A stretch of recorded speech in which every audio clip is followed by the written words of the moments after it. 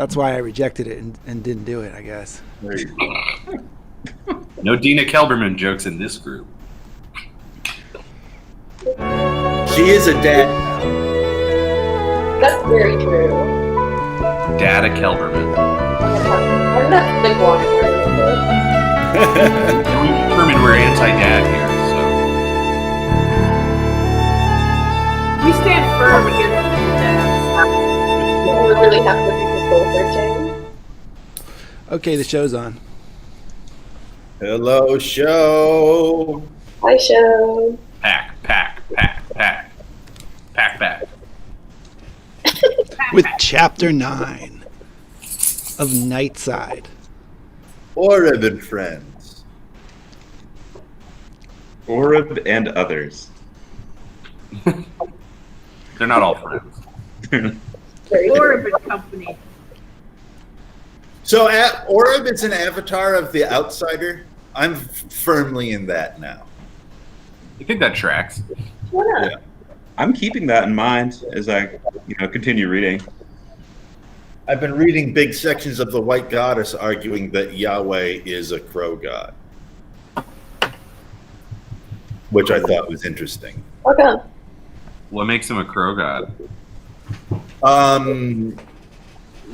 The raven doesn't come back after Noah and the ark because it's making the land that they're about to find. The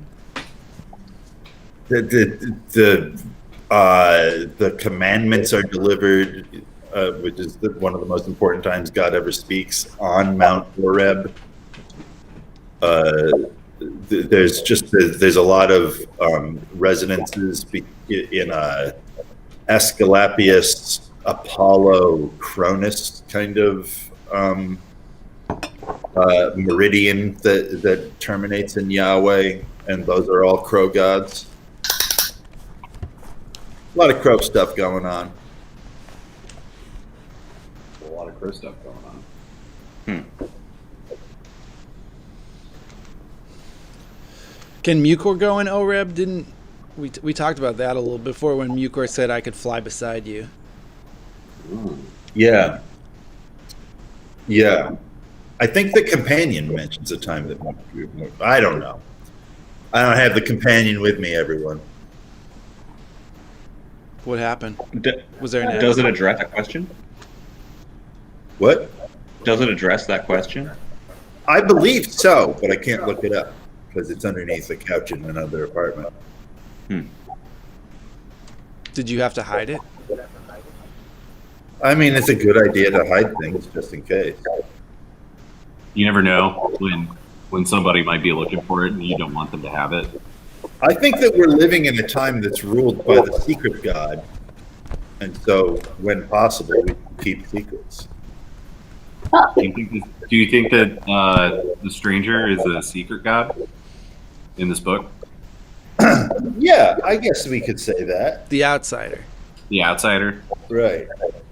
The stranger Carter would be the more obvious choice, kind of, but What? I think in a way, the outsider is a kind of transcendent secret god. The secret god. Is that a thing? Yeah, Hades, which is Edenius, literally means secret god. Because you're not supposed to say his name. You think is ruling us at this time? What was that? And that's who you think is ruling us at this time, or you think he is a secret god? Well, yeah. Hades' other name is Riches, and the king of the world right now is a man who's obsessed with secrets and riches. The Rex Mundi. Something very interesting though is happening with Pluto right now though. So you never know what the fuck happens. You never know. Never know. Does anyone here know? It'd be cool if they did. I hope they would speak up. Can you repeat the question? Yeah, Does anyone know what's going on? In Or general, does anyone know what's happening? Yeah. Well, or what's In the going book? to happen. That's what it is. That's the question. Does anyone know what's going to happen? Oh, there'll be a humongous spike in the COVID numbers, and then there'll be a real weird, awkward like one day when people are like, "Why aren't we shutting down?" And all the people in power who would be the ones telling us to shut down are all like, just because we're not." I think it was the past week that we hit our highest record number of. I think we hit 100,000 cases this week. you mean United States, not Maryland, right? Yeah. Yeah, Yeah. yeah. I think Maryland's doing. Maryland's doing well, but it's interesting that now Hogan is trying to get us back into the third stage. And first of all, I can't keep all these stages straight, but basically it's trying to advance us now. Even though it's like clear from the numbers that we're about to have a massive Right. uptick in the total number of cases. Probably. But not deaths, right? Cases are going up, but deaths are not. Right, but deaths follow you have COVID for weeks or months before you die in a lot of cases. So the deaths go up much like the deaths curve follows the case curve. Case curve, then you wait like 8 weeks maybe, and then you see that those deaths start to be reflected. Interesting. Okay. Yeah, everything's on a time frame that doesn't track to a modern person's life. Like all of these things It's a 24-hour news cycle. Yeah, like the danger is no less than it's ever been, but because we have the way we learn about things, it can't feel urgent anymore. We've been hit with it every day and seen very little appreciable progress in like each individual person's life that we can't cope with the period that this illness is on. Yeah. Our reactions we don't know how to have a reaction that involves waiting. Well, I personally love waiting.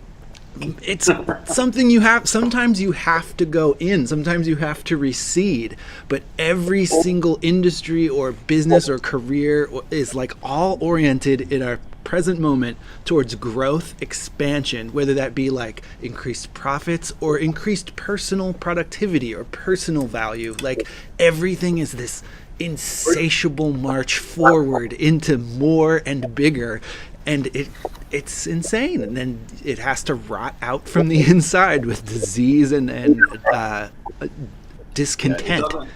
It doesn't. Apollo's arrows. Whew. Yeah, so it's really interesting that this moment is intersecting with the upcoming elections as well, and sort of this, it seems like this like really intense period in American life right now that all of this is happening, and possibly, a wave of economic collapse is possibly on the horizon. I mean, I don't know. I'm not. How are people in service industry going to like just bounce back? It's impossible. I mean, they're saying like a huge amount of small businesses are like are closing, are still closing. Like things are like the economy is like restructuring itself, but more people are sort of like filtering down towards like poverty now. Like the real unemployment percentage is 27%, which is higher than the Great Depression. Like it seems bad. Like we could be in for some. Nobody has articulated a single plan on how to deal with like waiters and cooks, which is so insane. That's like a third of the jobs in the whole fucking world. Nobody's told, like, no one's talked about how that person's gonna make it like through the next year. And oh my God, I don't know. It's just like you can't have control issues right now.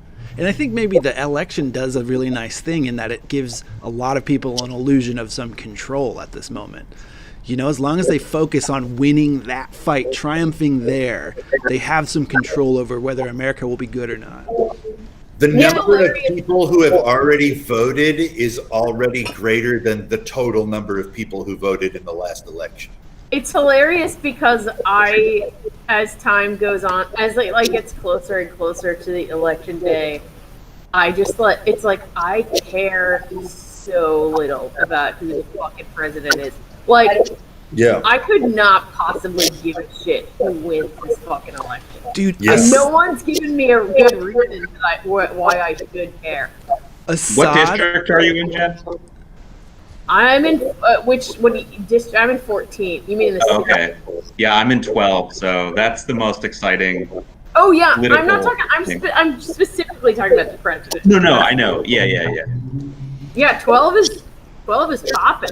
12 is hot, yeah, but I mean, yeah, but literally every other election is like, who gives a shit? Yeah, like, but I think that people in the world do care, you know, and I think that if Trump wins, I think the neoliberal world's brains will melt out through its nose. Like, Yeah. I think there will be like. I mean, it's hilarious because serious meltdown. you know, like my sister lives in Germany, you know, and she's like pretty left or whatever, and she, you know, I think she's like, oh come on, just vote for Biden or whatever, and I'm like, well, why? I don't know. And then she's like, well, you know, like think about, you know, she lives in Germany, and she's like, think about like how the world views America or whatever. And I was like, dude, we should be viewed as Donald Trump. Like, that's the only thing that makes any fucking sense. Like, we earned that guy. Like, we so earned that guy, and he's a perfect image of this fucking shitty ass country. Like, there's no, we do not, like, a veneer of legitimacy is not the thing that's needed right now, I don't think.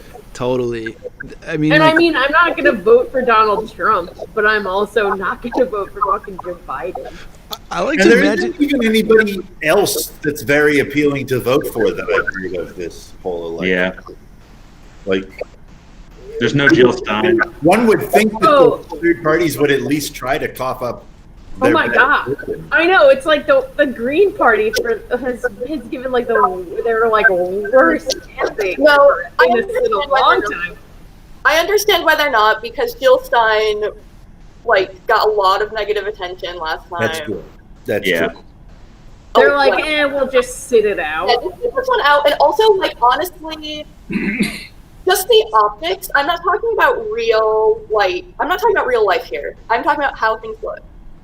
The optics of, like, running against Joe Biden in the 2020 election is just, like, that's utter madness. Like, don't, you know, so, Yeah. like, Yeah. I I feel voted for like Biden, we should- and I think I voted for Biden for the same reasons that Jen isn't voting for Biden. But I'm like, I don't give a fuck. I don't care. I just want to be able to tell people, well, I voted for your fucking idiot Right. when they give me shit. I just want to be like, Yeah. well, I voted for Hillary. I voted for Biden. Yeah. Yeah, definitely. Being able to have the card in your pocket where people are like, well, if you didn't vote, you don't get, you don't get to be critical of this process. And say, I did vote for him, and I think he's terrible, and we have to actually push him in a better direction. I can't vote for Biden because imagine if he did any other job in the world, or was involved in any other industry, or was even running for any other political office besides president. Would anyone respect him? No. No. You can expand that to any of the other times he's run for president. Nobody respected him. Yeah, nobody like the man. It's such a weird, abusive thing that we have been offered. It's like just completely abusive. Ryan, I thought you had made the bargain that if you vote for Biden this year, you don't ever have to. You can vote for whoever you want. If you look at that contract, you will see that the bargain only works if I get 40. If 40 people mailed me back a thing promising that a vote for Biden this time would allow me to vote for whoever I wanted for the next 3 elections without getting any grief for any reason, which I think is a good deal. You know, I think that's I disagree. You are getting rooked there. You should have that right anyway. I know, but the thing is if I have pieces of paper I can show that say, hey, these people gave me permission. I did a thing I didn't want to do, and they said that I wouldn't get bothered for 12 years. You know, because of course they're going to do it again in 4 years. It's going to be the same thing. It's going to be like, not this time. I've never in my life voted for someone who actually won the presidential election. Me neither. Like, I didn't vote for Obama,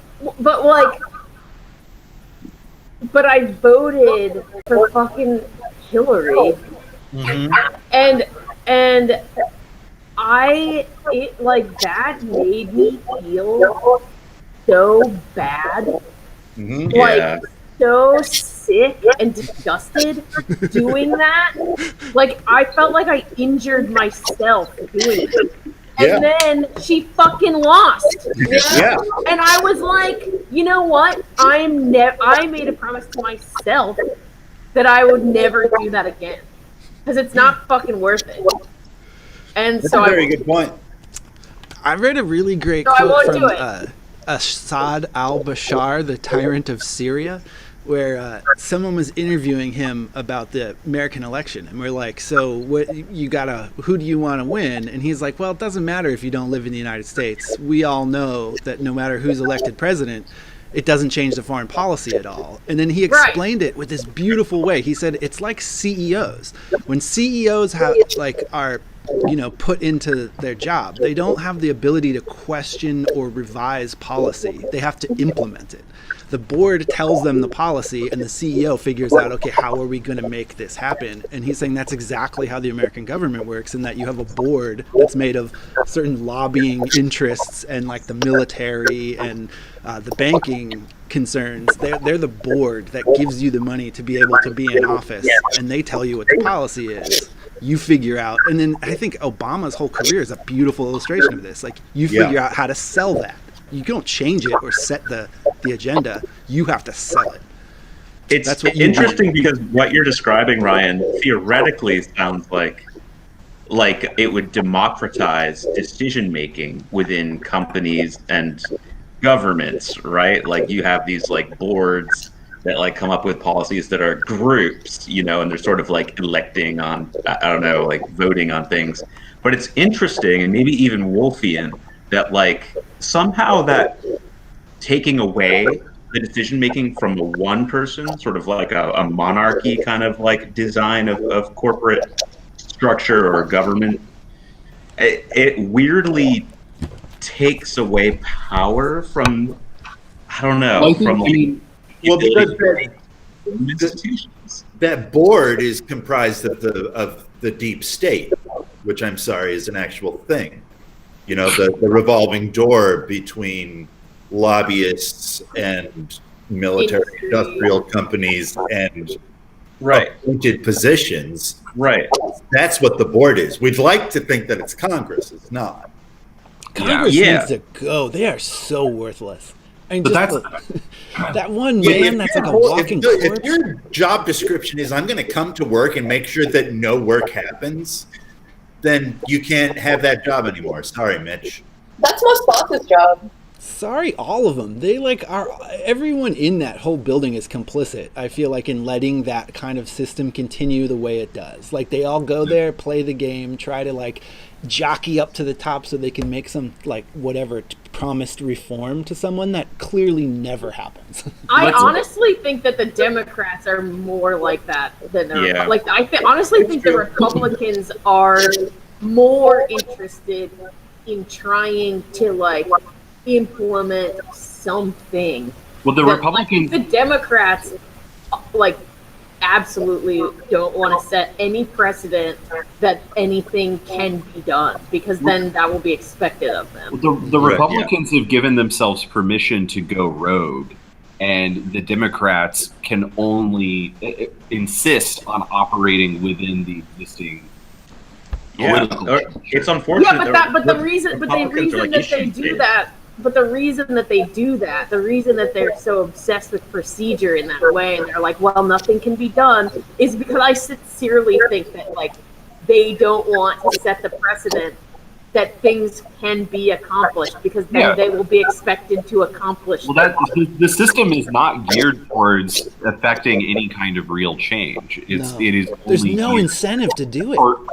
It's geared towards creating a labyrinth that change can go into to die, and that's exactly what happens over and over again. And so then when you have another party that's like, in a kind of insidious way, but is like willing to say, like, we're not going to go into that labyrinth. We're just going to push our agenda in the shittiest and most transparently terrible ways possible. they actually make stuff happen. And it's just like a clear indicator that the system does not function in a way that benefits anybody except for the people who already have power. I would like to use this opportunity to discuss the political schematics of Viren. Of what? Viren. In this chapter, we do get a glimpse for 1 second of Counselor Loris and Lemur and Simuliad. Yeah, I would like to talk about the Ayuntamiento. Okay. Yeah.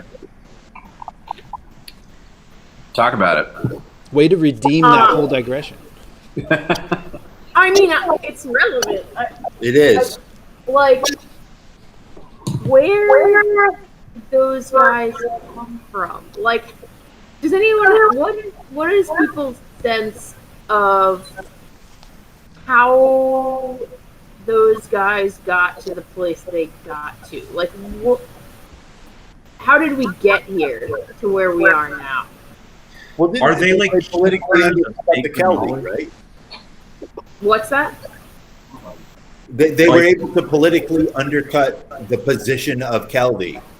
Yes, but I mean, before that, like, before the last Caldé died, and this, like, vacuum was created. I mean, does it work like there's like a lineage and a sort of sacred or secret knowledge is kind of passed down of like, this is the plan, this is the, Pausis plan, this is the deal with our world, that really they know, and that over time they've been able to manipulate that for their benefit. But so, like, what's like someone like a Lemur? Like, what's Lemur's motivation? What's his, like, end game? Do you think it's something other than power? But I mean, even like power in what? Like, what do you think he would ideally? Well, I guess so. Lemur wants to be venerated as a god. Lemur wants to subsume all the other gods. Don't they want to live forever too? Yeah. The Prosimian Ayuntamiento is just a typical cyberpunk trope. People downloading themselves into robot bodies that they are. But so end game wise, like, they want to maintain. They don't want the exodus from the world. That's what I think. They want to keep everyone and rule their, like, limited sphere that they Right. rule. How aware are the Prosimians of the outside world? I'm going to have to reread this series to know, but I feel like I left, a million years ago with the feeling that the Ayuntamiento, like, leaving the world is, like, not something that really fits into any of their plans, so it's not something that they take super seriously. That was my impression. Yeah, but I do need to read it a second time. Well, like, do it even more? I think that the Prosimians kind of treat leaving the world like the right-wing stance on climate change. We're like, I don't care what's clearly happening. The science is still out on that. It makes no sense. Yeah. So it's just like maintenance of power structures for the sake of power structures alone.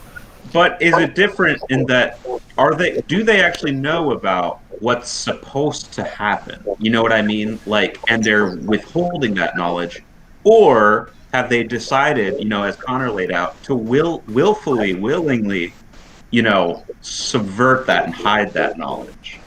Or I'm sorry, have they forced themselves into believing it's not true? Does that make sense? Well, I mean, they definitely know. They have to know. Why do you say that? Yeah. I mean, they definitely know about, like, all of the bios and chems that are like in storage, and like Yeah. there's not a lot of like wiggle room about what that could be about. But what they know, and like yeah, they know that there's bios and chems in storage, but like the concept of, and then we'll leave this world and go settle on something else and live on the outside of it, and there will be a giant ball of flame in the sky, which is a thing. Like, I don't think that there's so many steps that you have to like engage in to accept that as part of your life. I think that they can know the facts of it, but they need things to be this way in order to have their power so much that they would never contemplate the facts enough to accept what they mean as a truth. It's a fact versus truth thing again, I think. And I think it's like pretty much exactly what the situation we have now with in regards to climate change, not just on the right but on the left. In that, like, sure, totally, it can fit only into what has already been planned. Like as you know, we can apply that knowledge that the climate's being fucked up in order to encourage little things here and there, or like drain people's energy here or there, however you want to deploy it. But they can't like come to the problem with a fresh mind needed to solve it. So the gods, okay. So Paz is dead. We have the other 8 gods, and then the minor gods. Potts hid his life in somebody, but he's not fully dead. Right. But I mean, he's more or less inactive in mainframe or whatever. Right. But so, like, what does someone like is very much like Valis, right? God downloads himself in the Dead Sea Scrolls and then is dead until 1945 when they find the Dead Sea Scrolls. It's very similar to what's going on with Potts. But so what I want to know is, like, I mean, I know I'm like in another section and I'm thinking about that more, but what I'm curious about, but I do think it, like, all of what we were just talking about just like reminds me of it. But so someone like a Scylla or an Echidna,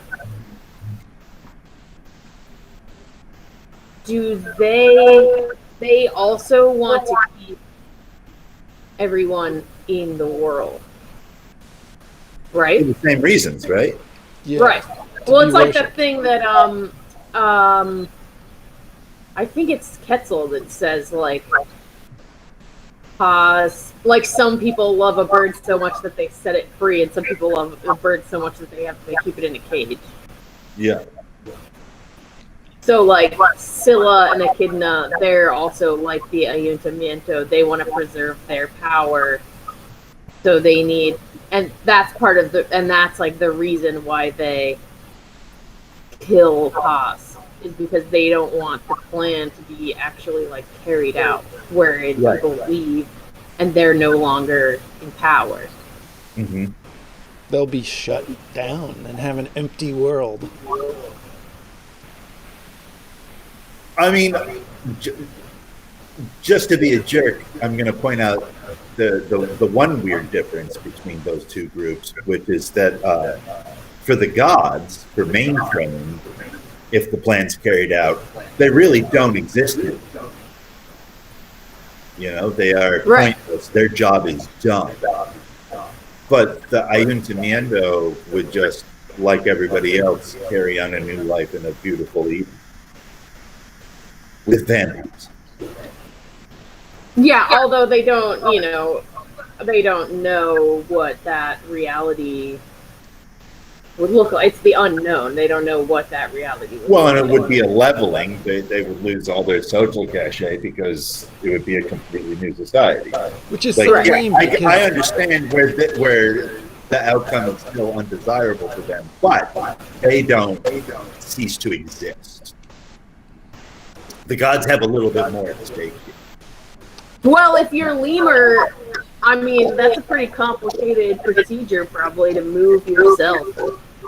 Because he's hooked into all these machines and whatnot. Yeah. Oh, actually, that's an interesting thing. They're kind of all undead, right? Yeah. Can they survive in a more natural society? Fuck no. Or they would have to lose all of their advantage that would in fact have disadvantages, being that they've Yeah. been dependent on this technology for so long. Yeah, I mean, they know how the world works. They don't know how the new world would work. Yeah. That's why I don't want to move out of Baltimore. I mean, it's a reasonable reason. You have to like relearn everything. Yeah, I feel like a different city would just be such a crazily different machine. I wouldn't know how to operate it. I mean, I have a similar feeling, which is that I would not leave. I wouldn't move out of Baltimore to move to a different American city. Like, you'd have to be moving like out of the country or like to the woods. Yeah. But it's like, if you know how the city works, you know like where people are and like what they do. It would just like be such a. It would just take so much energy to relearn all that somewhere else that you could use better. You could better use to do other things. Basically. Yeah. But if you were moving to the woods or to a country that has a better functioning social system, that would be, some kind of reasonable. There could be an argument could be made for that. If other countries just live there now after COVID, Right. and they're all not like, oh, you're fucking dirty American. Anyhow, I guess we could go back to Teasel. I just wanted to talk about that. I just wanted to talk about that governing system there for a minute, since we were in our governing systems there. Which work? It's interesting because, the Caldé is an inherited position. And I guess, I don't know, our presidency somewhat is too. That's what it looks like. I think there's a big distinction going on between the government leader and the religious leader. That like a choice for Caldé is a choice away from government and from like that sort of mindset of solving people's problems. And in a religion, you have like the hope of something other than profit being like the guiding principle. Mm-hmm. Yeah, which is something I was trying to get at earlier, is that idea that it's possible that by having like one ruler in Wolfe's imagination, there's a greater chance for revolution and change that's meaningful for the people, because you have like a hero.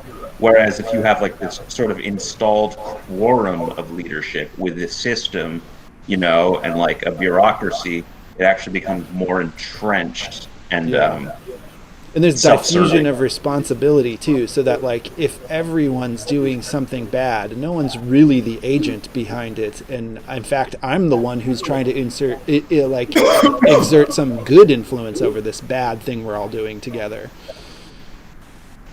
I do just want to say that the point originally was that you would have a government that was a deliberative body that wouldn't act impulsively. So change is supposed to happen slow in the government because it's supposed to be thought out and contemplated before it's enacted, and it's supposed to be enacted in the most efficient and safe way. And that's why things happen slowly in Congress.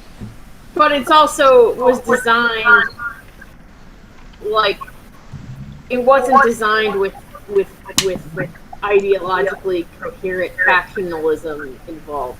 Like, yeah, I just thought that we should acknowledge that that's ostensibly why things are the way they are. Right. I just thought we should say that out loud. Yeah, we have I feel like a gut instinct in our whatever present moment that when something's bad, it must have been maliciously instituted, which is really not true at all. You know, like most of our problems today come from a solution that was like at the time determined to be the best way of solving some other problem. Well, and this is an interesting point. Well, oppression was involved to a degree. Well, but Sure.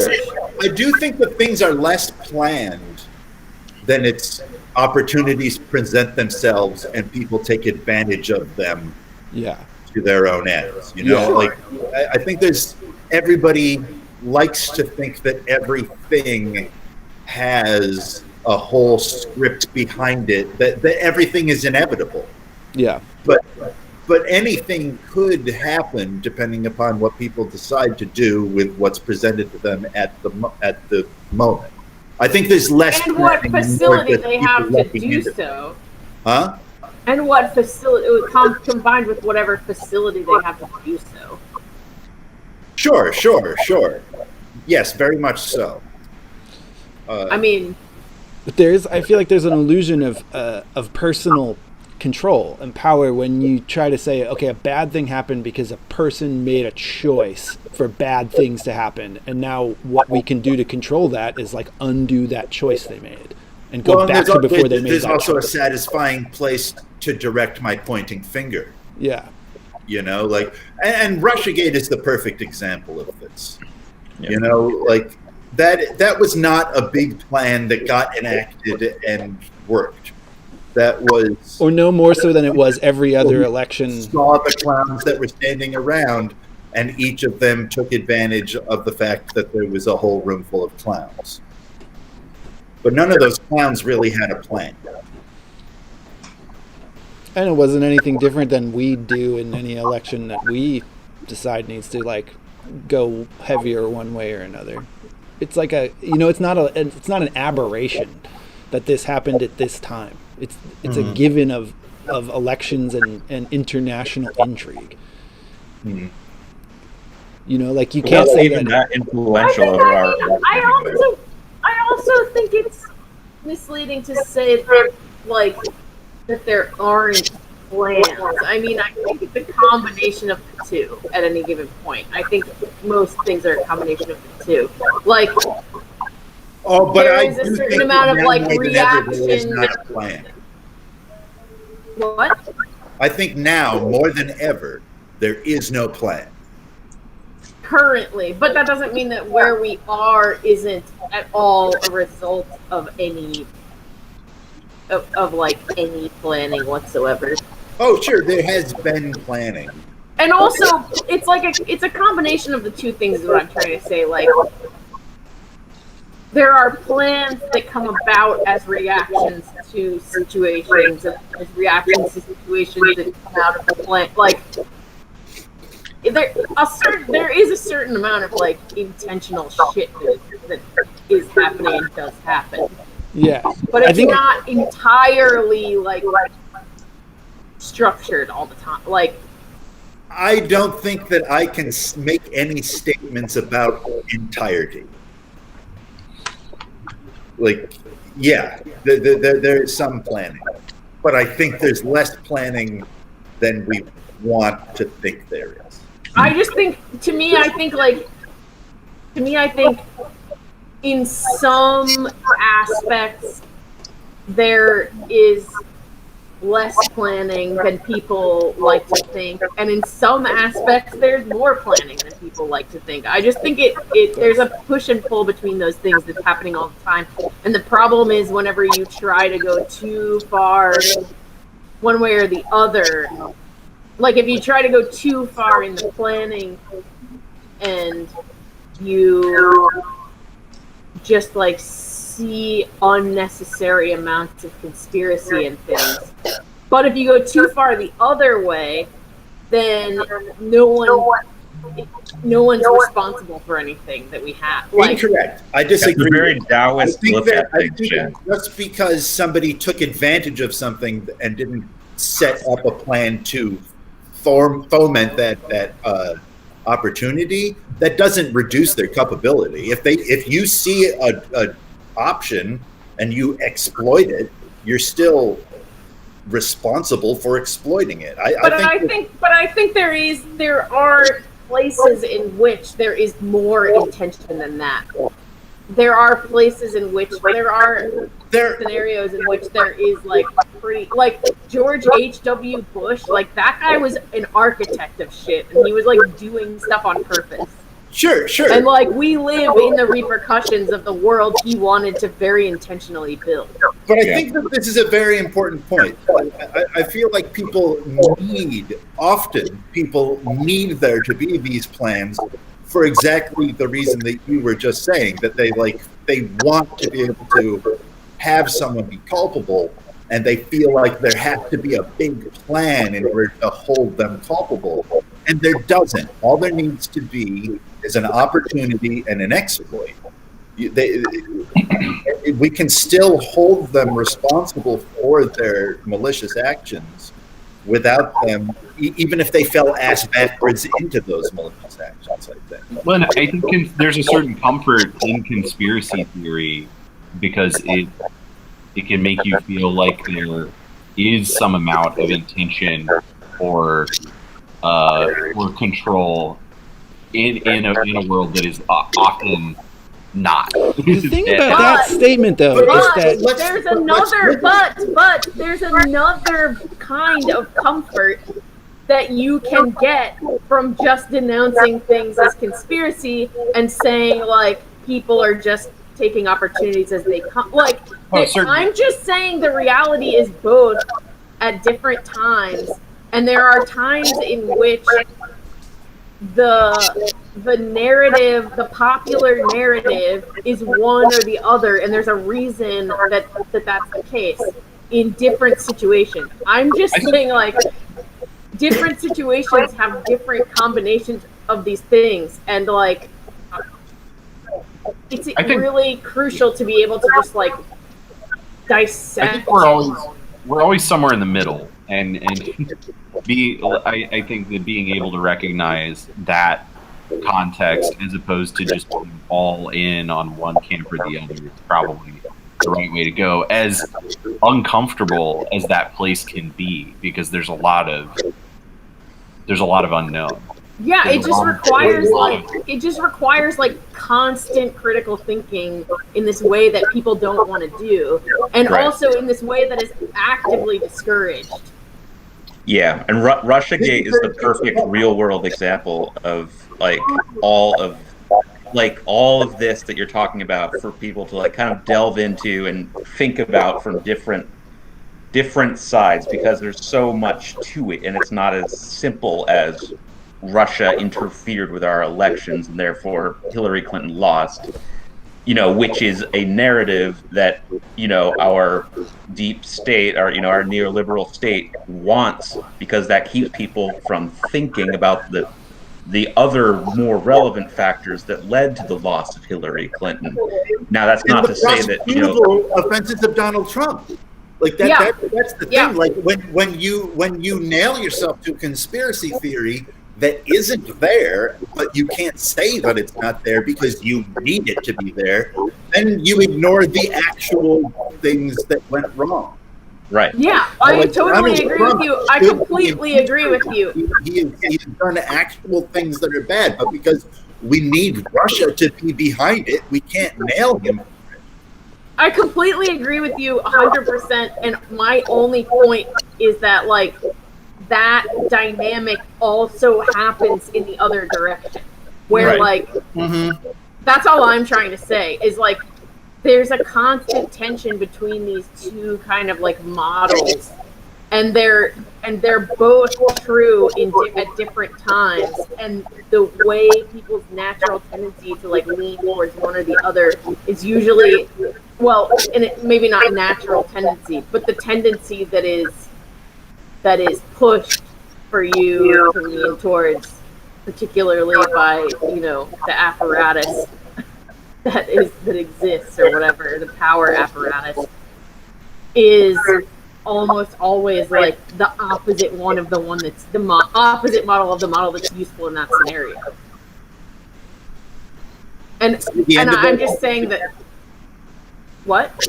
Say the end of that sentence again. You got a delay. Like usually there's these two kind of models, and you're usually being pushed towards one or the other of these models in any given circumstance, and usually the one you're being pushed towards is the opposite of the one that's the actual useful lens to look at it through.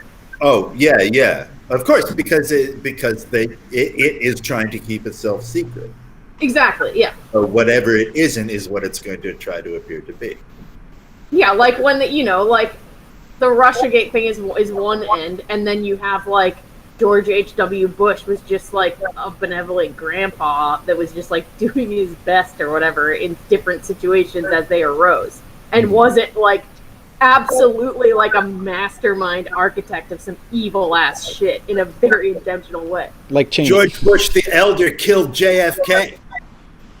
CIA man. Yeah. I was gotta say, I just want to register my confusion over the phrase conspiracy theories. I don't think I don't understand what it means anymore, because it kind of seems like it's shifting meaning. It's become a nebulous word, right? And it's just you'll a notice pejorative. that I didn't. It's not. I don't think I used that phrase at all. I don't think I've used that phrase. Mark was the first one, right? And there's a reason. I feel like it's not a useful phrase anymore. Right. Yeah, it's become like gourmet.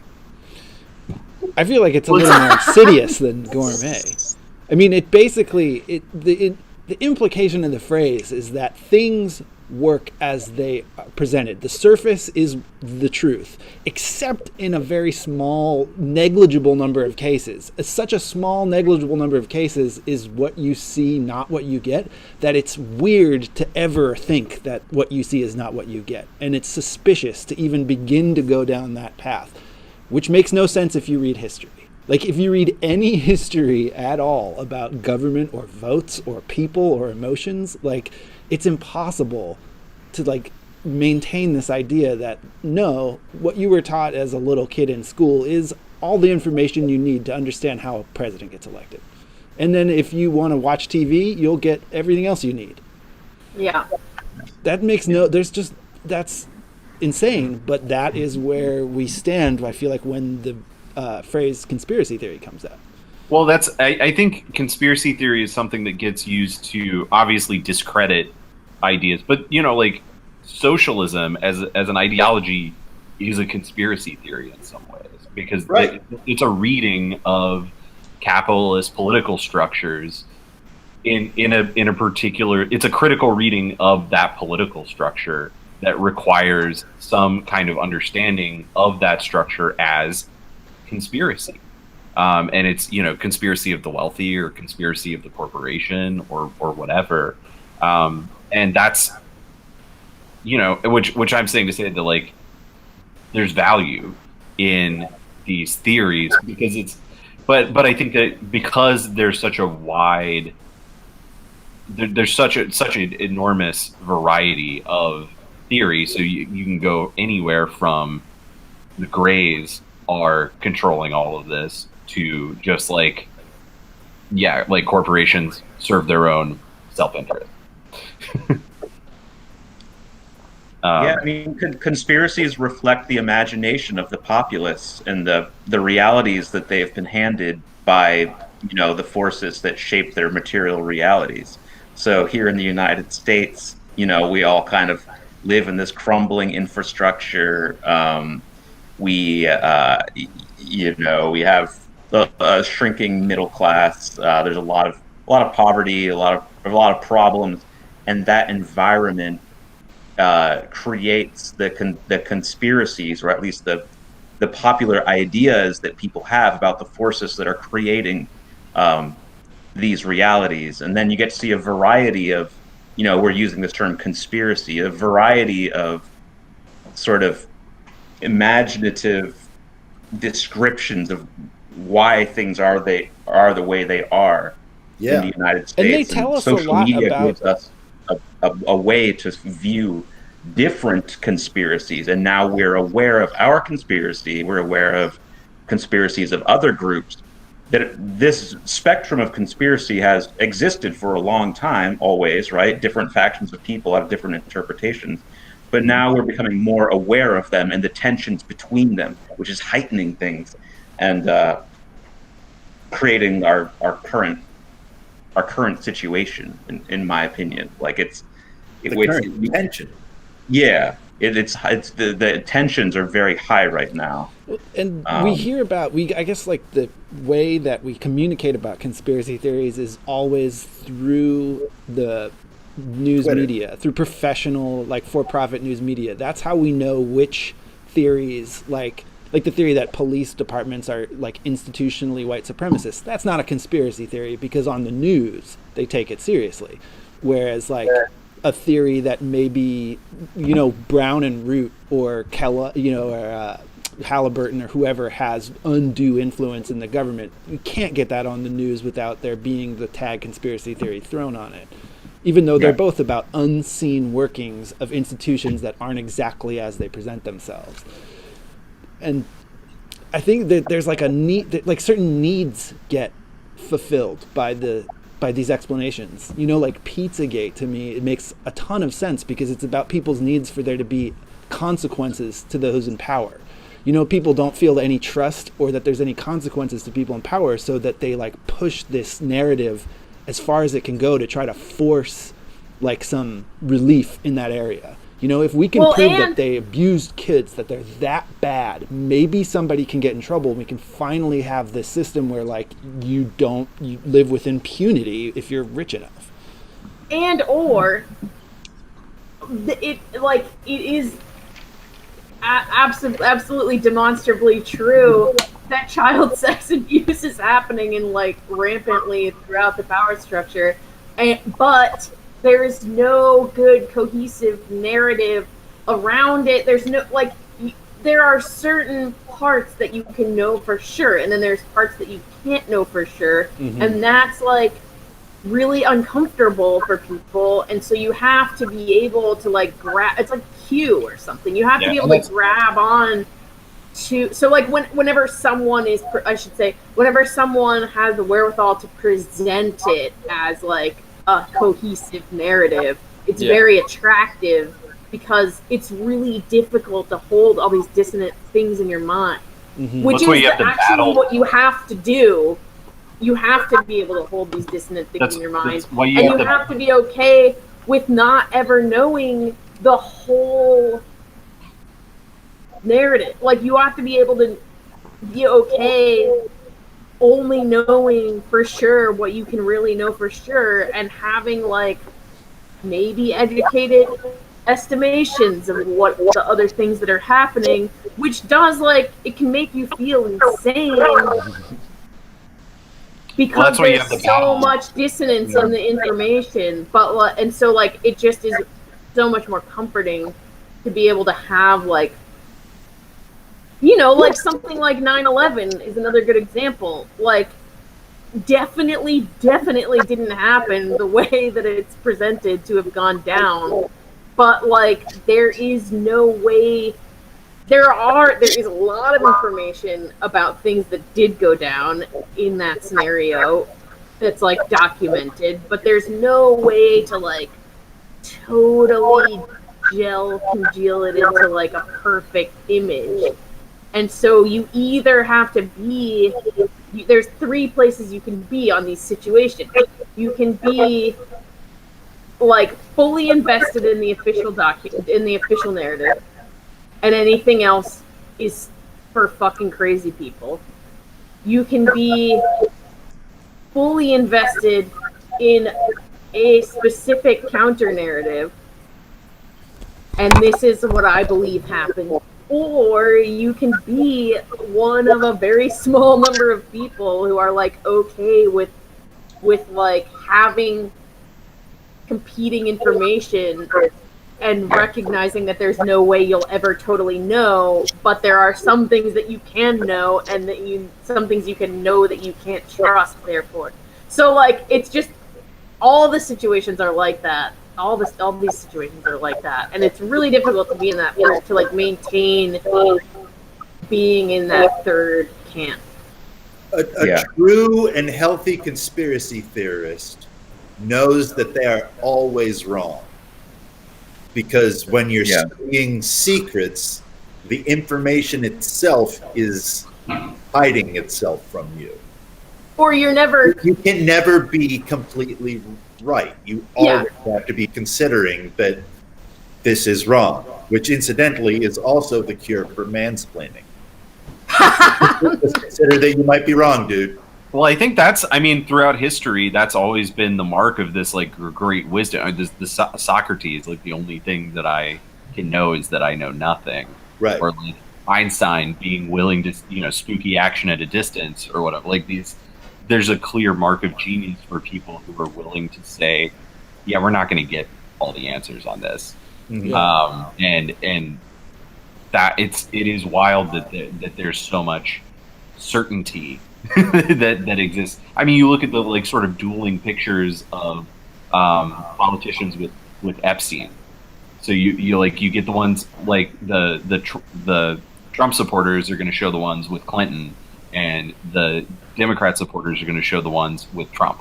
And they both use them as proof that like, oh yeah, like the other side is like totally insidious and evil, but it's like, guys, they're all on the same side right now.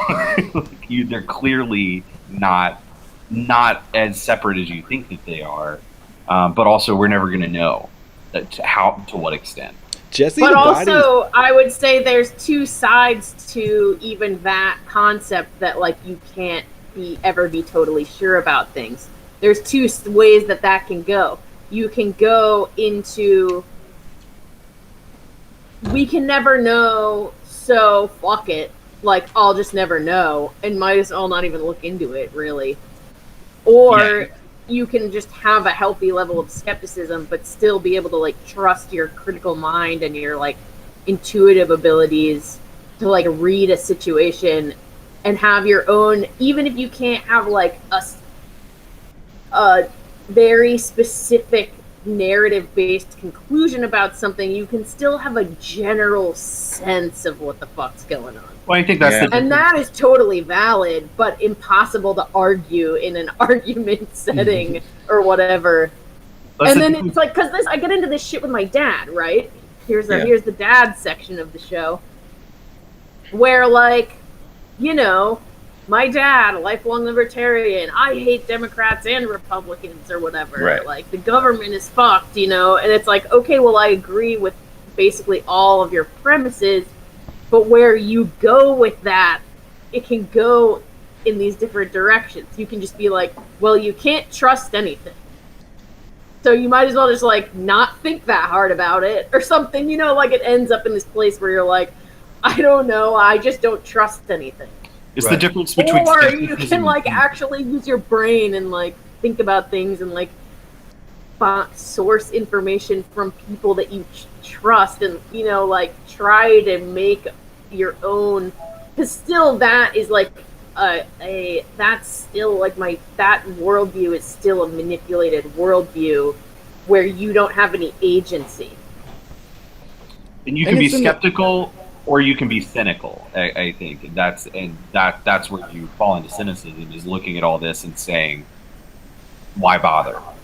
And I think that there's healthy skepticism is when you can say, like, "All right, well, I'm going to keep picking at this." I mean, there's like an empowering way to like look at, to like go into this type of thing, and a critical way, and then there's like a disempowering, disengaging way. Yeah. Mm-hmm. Incidentally, I think that the empowering way is exactly the way that science works. Where like you just have theories that are being tested, and at any point they could be overturned, and this is just has this probability of being true.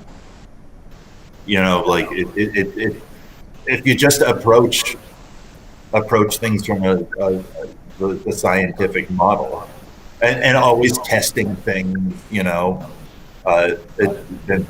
then it works. That's how you need to approach conspiracy. It's like the difference between intelligence and wisdom in Dungeons and Dragons.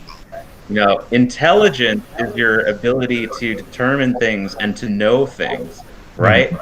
But oftentimes the things you know aren't really right or true or good. But wisdom is like a deeper sense of things, which I think is what Jen, I think that's what you're describing, is you're trying to describe wisdom, right? Like a way of critical thinking that subverts the ability to know things and rather to like recognize situations, right? Which are like Discernment. yeah, two different concepts. Intelligence is like a tool that you use to make things happen, but it's a paradox because people who are very intelligent are sometimes very rigid and lack wisdom, and these are the people who we see, you know, become like scientists who know everything, you know, even though they have like zero imagination. But in order to get to the place where they become successful scientists, they have to believe that there are concrete answers that they have found, recognize, and understand, right? It's like something that Ryan, you talk about. Science is at its best when it's doing that I don't know anything thing and testing and experimenting. But then when it has to like rule over the new paradigm it makes, it fucking sucks. Like not only is its rigidity like it's like playing to its weakness, it's also there's like a this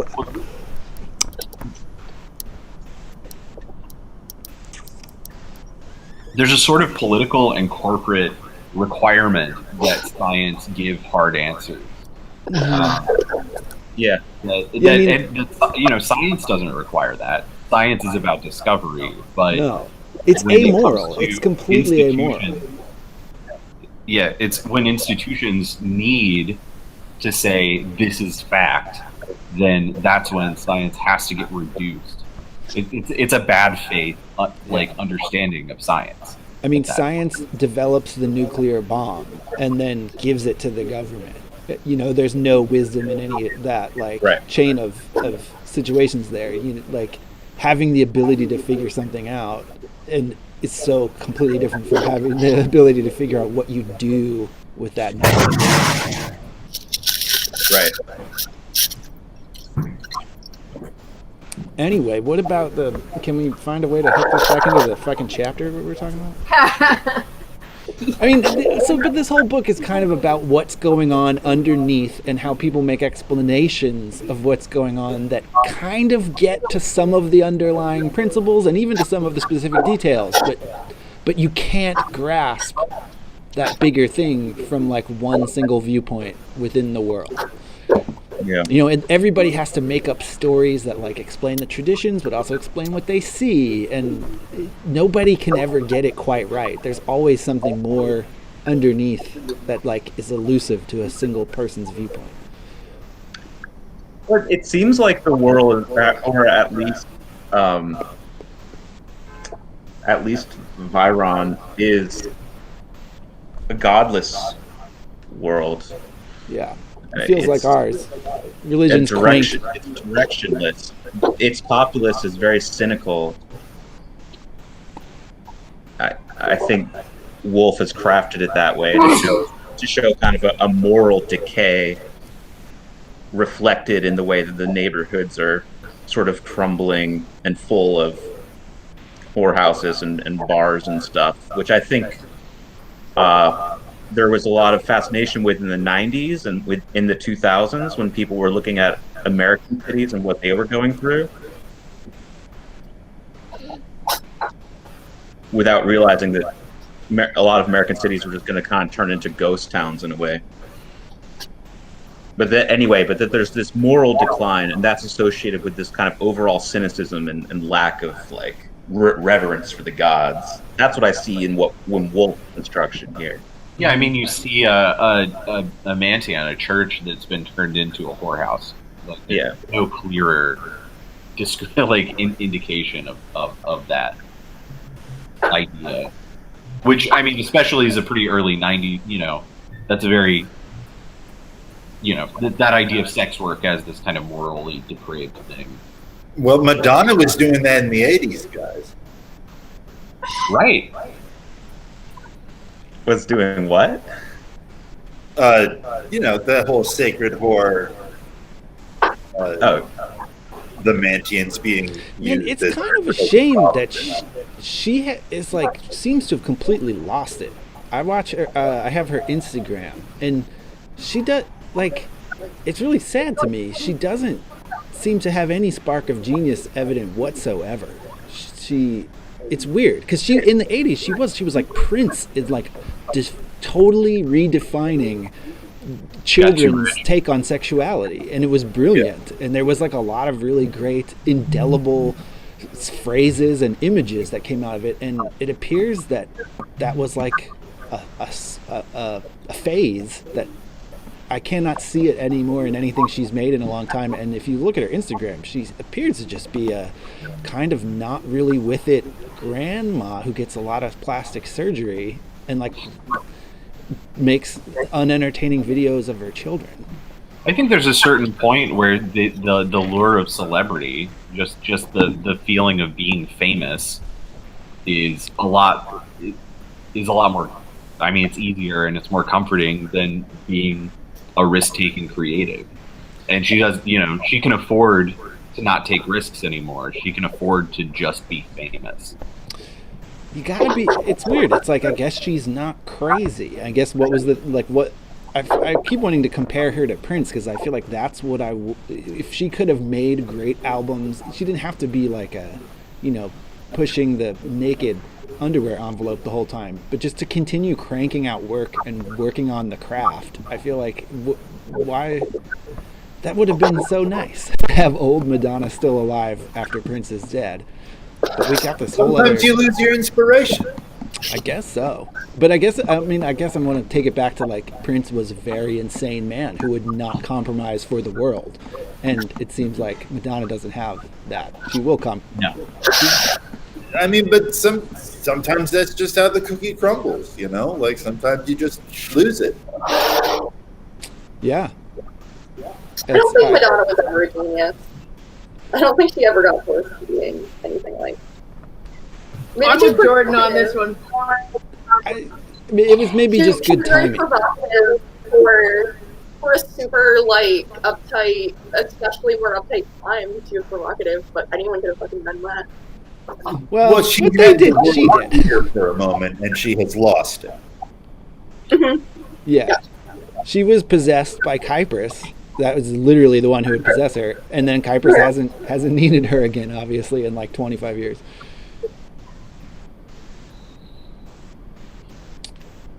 She also got into that Caldé shit. I think Madonna's an asshole. It does seem Not as an asshole. Oh, for does sure. I'm not a fan of Madonna. She recently gave an interview where she said she never did drugs or drank when she was like in her 20s. Really?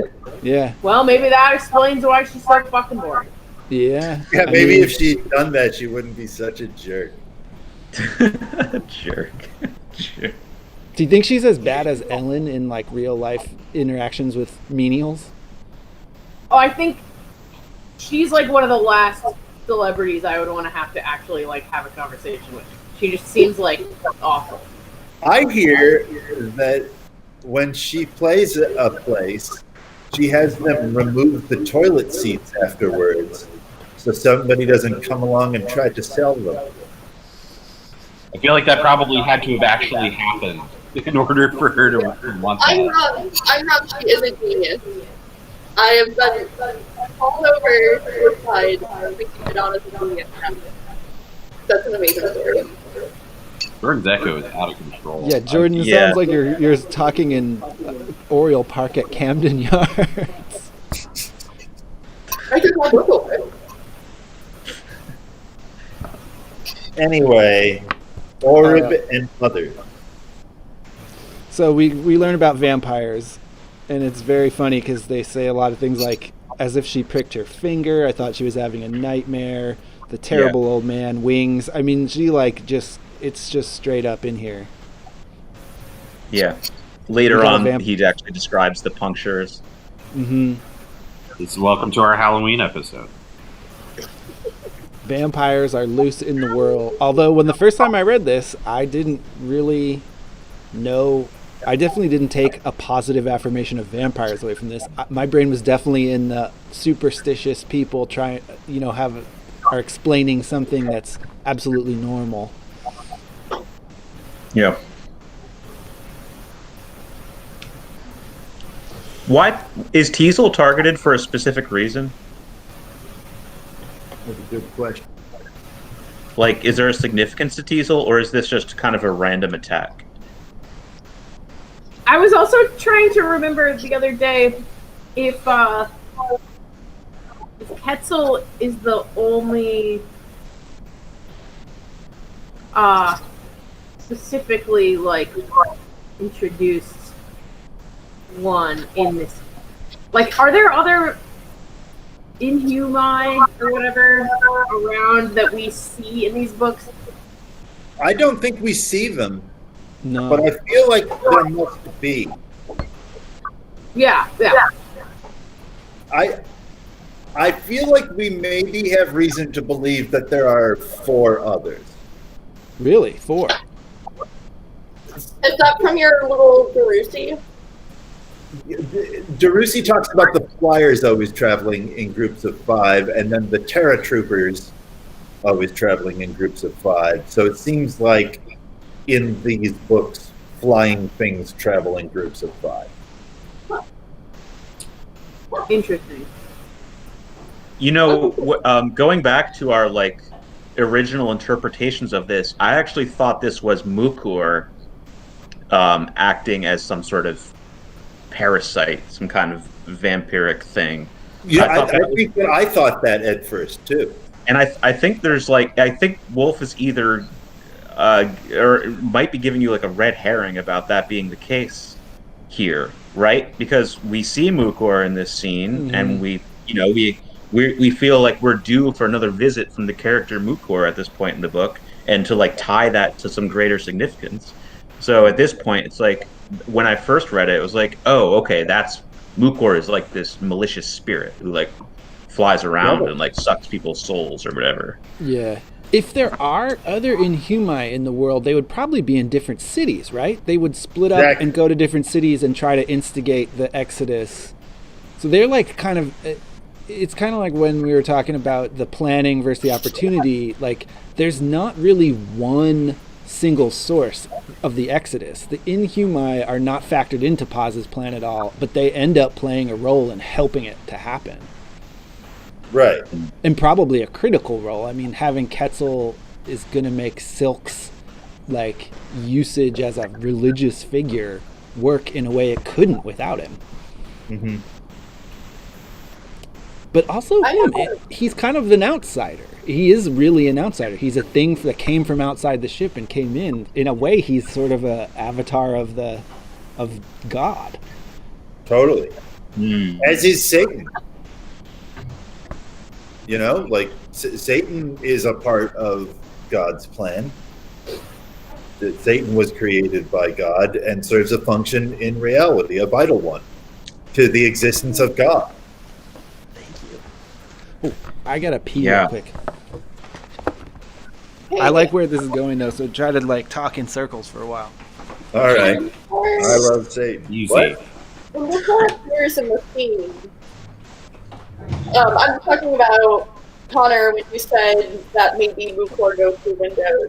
Are there any like windows in the scene? Oh, I mean, there's I don't think there's a literal window. No, I think that there is a window in this scene. If I had my companion volume, I could look at it. But I have it. I think they specifically mentioned that someplace in there. At In the Teasel? vampire section or in the Mukor section? I don't remember. I don't know if it would be in the Teasel section, in the window section. I don't know. Maybe Teasel, because there's not that much to say about Teasel. I don't remember Can I them just describing the window. say Teasel is such a cute name.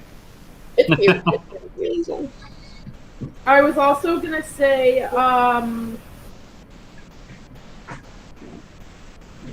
inherently anything that comes from outside the world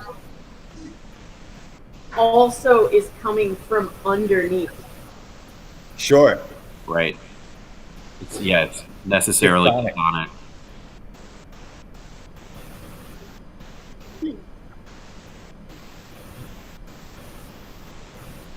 Yeah, because they live on the inside. Right. Yep.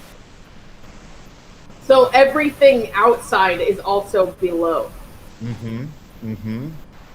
and above. Mm-hmm. Mm-hmm. The most literal as Above above is so below below. you could get. Yeah.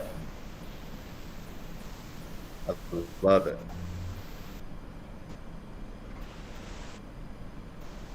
Is everybody taking a break right now?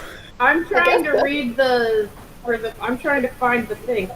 But there's also 2 empty screens. It's just interesting. I'm into this. I'm not Ryan complaining. said he was gonna pee. I just went pee. I did too. I'm never gonna pee again. Today's just a peeing day. I may or may not. What?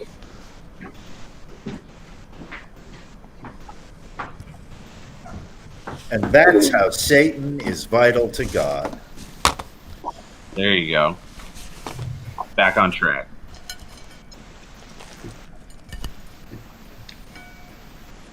Did you get a taco, Ryan? No, it's a bagel. Oh. I want a taco. Be cooler if it was a taco. I had a taco the other day. I don't know. Bagels are pretty fucking cool. I love tacos. I love tacos, but bagels are also fucking cool. Oh, that I'm was gonna the stand best up for the bagel. Our resident Jew has to stand up for the bagel. I'm standing up for the bagel. Bagels are good. All treated equal. Oh shit. I will say that one time we had the meeting and Tim did that vegan move where he brought everything bagels with peanut on it, and I thought that was so weird, but it was really good. That was great. It was good. Vegan I'm move. saying I now endorse that. It's weird and it's good. Yeah, I grew up eating bagels with peanut butter because I didn't like cream cheese when I was a kid. Oh. Pretty But now weird. I like cream cheese. For some reason, I grew up not eating bagels. My family just never had bagels. I mean, I think that what you know, it's situational. It's situational. There's lots Did of you fun have- I didn't grow up eating. Did you have Thomas's English muffins instead? Occasionally, but really, we ate toast. Strong toast family. And I to this day, I enjoy toast. Toast are I cool. just ate toast. I just ate toast mere moments ago. I have been eating cinnamon toast. You know, putting the cinnamon and the sugar on the toast, and then you put it in the toaster oven, you cook it. Ooh, Mm-hmm. Yeah, I ate that a lot growing up. yeah. It's a great dessert. It's fucking good. Yeah, I eat toast for breakfast almost every day, I think. Wolfpack coming out strong in favor of toast. Yeah. I'm getting a toaster. You guys were talking me into getting a toaster. I can't believe you don't have a toaster. That's crucial. Or at least it's I gotta say, I recently, when Kenny moved in, we got an actual toaster, which I have been wanting for so long, which makes far superior toast to the toaster oven. Yeah. I moved in places where there was no toaster, and I made my toast in the oven. wow. Yeah. I needed toast. I'll use a toaster oven, but a toaster is better. So much superior. On the stovetop. On a pan. And it's, Stovetop is good. it's okay, but I'm an idiot and I burn it. Yeah, it's real easy to burn it that way. I just need to get a toaster. My coworker gave me a giant toaster oven that's also a convection oven, and I have a little. The oven that I have in my kitchen is one of the smaller sized ones, so it's literally almost the exact same size. And the cord is this short, so I can't even get it to my outlet, so I can't use it at all. And I just get rid of it. So if anyone wants a toaster oven, that's anyone watching, anyone in the Wolf Pack, if anyone wants my toaster oven and you live in Baltimore, you can come get it. I think I just extension want to say cord. at this juncture, you should get a regular toaster. They don't take up any fucking space, and they make really good toast. I've wanted a regular toaster for so long, and I'm so happy that I have one. I mean, my toaster oven makes fine toast. you guys. You're being so specific and weird here. No. It cooks it. It cooks the bread. It makes it hard. It doesn't toast it on the outside. It like cooks it all the way through and makes it hard. If it's your only option, it's fine. But if you have the Toaster option, oven a does that toaster is too. better. Both appliances are necessary. Should we talk about Silk's dream sequence in chapter 9? Yeah, that was Yeah. weird. It seems bring really it up. loaded. I need to get. I'm an idiot. Sorry, I keep saying that with words like that. His donkey was lost in the yellow house. Yeah, I'm really excited about that image. Yeah. And the ball makes a cameo here too. Yeah, that seems very significant. A weird way of underlining the Caldé at this point, or the old Caldé. Is this Oh, a second theophany? It really feels like it. I think it is. It's I just think like that's in the why language of Frank takes dreams. the ball. Yeah, the ball is God, is the sun. Yeah. Huh? yeah. Yeah. I mean, it's the symbol of his enlightenment, right? Yeah. He loves that ball. Always talking about that ball. I'm sorry. Alright. Like real life dreams rarely speak to you in such frank and like straightforward symbolism, right?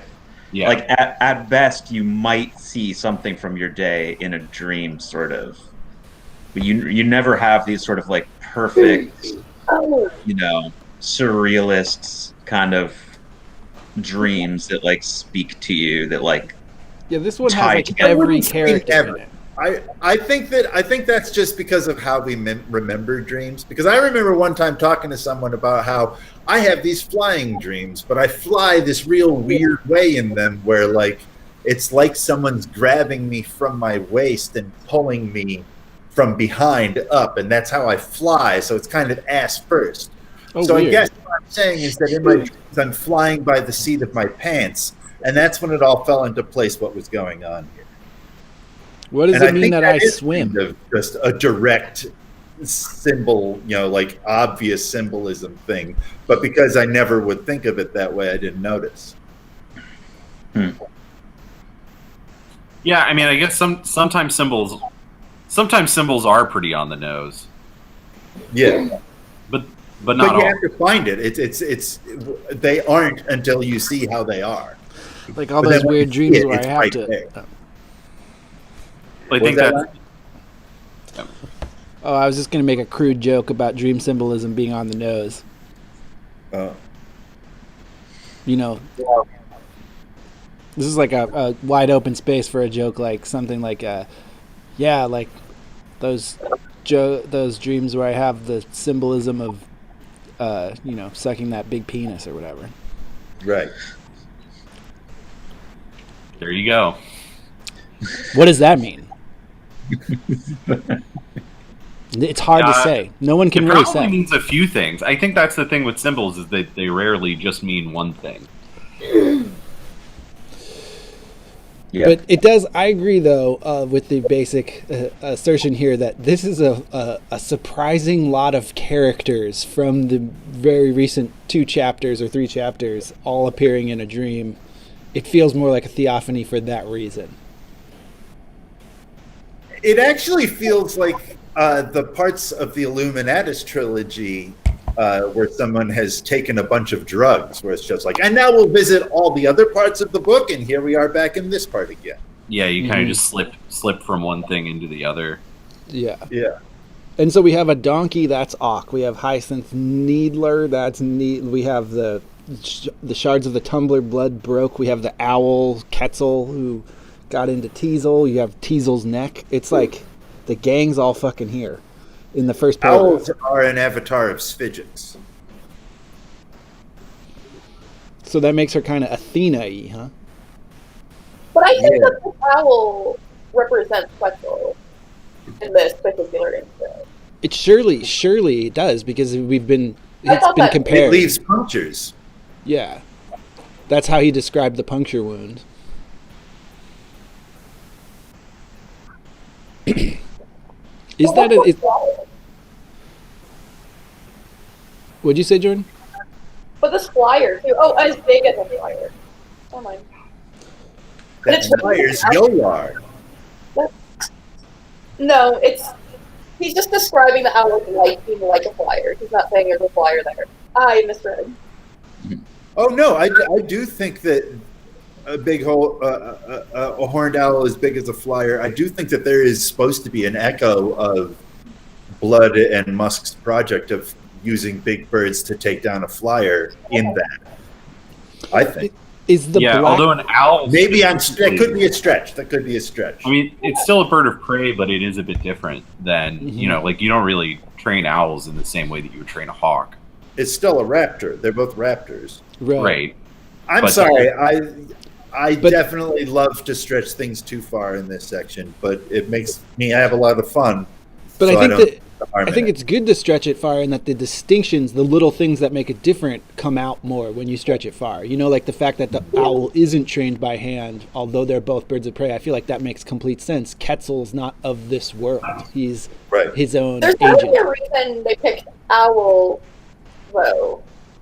So maybe it is a reference to Quetzal, but maybe it is a reference to Trivagonti too, because if they are ruled by Stygics there, and they are in fact also waiting to pounce, just like Quetzal is. So maybe it's a reference to two impending threats to Byron. I think there is also the possibility of maybe Quetzal is also manipulating the Trivagonti somehow, i.e., there's an Inhamu agent in Trivagant. Perhaps. Okay, so who is the black-clad imp with the blood-red sword? Is that Musk? Because I don't think That's Oreb. Oreb. Oh shit! I think it's Oreb. That's what I Damn. thought. Oh yeah, you're right. Holy shit! I didn't. Black and red. Oh, Yeah. I have to say I heard Tim say that's Borat. That's Borat. My wife.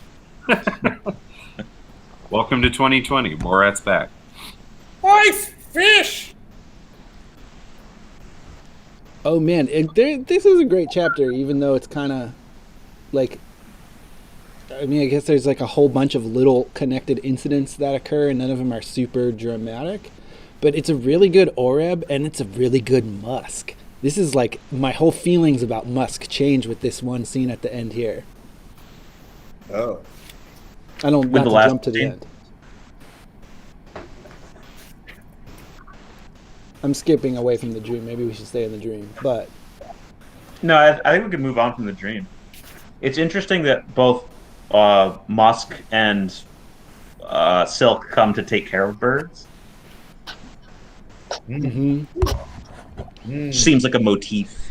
and also Musk does seem like lets a his motif. free and is like shamed by it and doesn't get his bird back, and Silk lets his bird free and makes a deal with him, and they become book-long friends. Yeah, Familiars. it says something. Yeah. God, Oreb is so, like, the way that he communicates is so great. Wherever Yeah. it is. I I'm mean, jealous. there's Musk, like, wants to hold on to the... Oh, actually, it's the contrast between Haas and the other gods, too. How they want to hold, the other gods want to keep us... Yeah, us? Yeah. Keep them on the world, and Haas is like, no, the whole plan was you guys are going to leave. And, so it's like, I never fucking want a bird, get the hell out of here, But what I was really going to say, which I may have forgotten, give me a second. Oh, yeah, Musk, just to say, Musk, wants to hold on, he wants to keep the bird. That's not necessarily, it's not a healthy quality, but that's not necessarily, an evil thing. I kind of felt like maybe this is what you meant, Ryan, when you said it made you change your mind about him. Is that this is kind of like sad. It's sad for Musk. I kind of think that all he cares about really is the birds, and Blood is just this dude who gives him the resources he needs to carry out his bird hobby. So like, yeah, but you know, he does let go. That's the thing. He does let it happen. Anyway, those are my I thoughts. put it to you that Musk doesn't just want to keep the bird. Musk wants to break the bird. And that's where it goes back to being a bad thing. Strong power dynamic. Yeah. I do think that like Musk feels it in a way that's like works around that. Like his sadness is a genuinely something that you can like relate to, but I think you're right that underneath of it, like he's not examining the depth of the whole situation. He's taking as a given his right to like, you know, subjugate the bird. Correct. Yeah. And there's a weird influence of everyone else that's watching that's looming over this too, whereas like Musk does have deeply personal feelings about wanting to own this bird and be its master and have it obey him, but he also has this weird shame of not doing the thing right in front of everyone and like having a whole separate emotional reaction to that as well. Like now I look like an idiot in front of these important people and Blood. Yeah. Musk. Like a situation of colliding influences that are both required, I think, to make his reaction happen the way it does. You can't say it's like that the bird, he's not just sad because the bird didn't come out, he's not just shamed because his bird didn't come back in front of people. It's the combination that is going to drive him to his next actions. Yep. Yeah. It's interesting sorry. Is this them like trying out? Because the monkey guys are there. Not monkeys. What are they? Those dudes are there. The Ayumento. So, are they like testing out? This is like they're testing out phases of their plan to take down flyers. Is that what's going on right now? They're like, Yeah, they want to catch a flyer. Yeah. Yeah. Because they want to make flyers. So they can go to mainframe, or so they what is their end goal? I forget.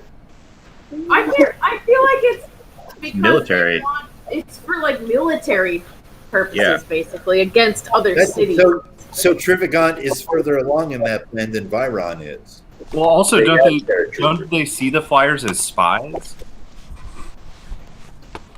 So yeah.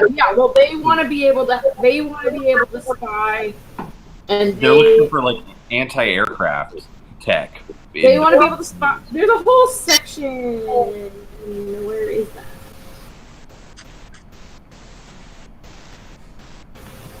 I'll find it. I think they speculate that they're spies, but their goal in this instance is to like get that technology so they can create it for themselves. Flying robot bodies.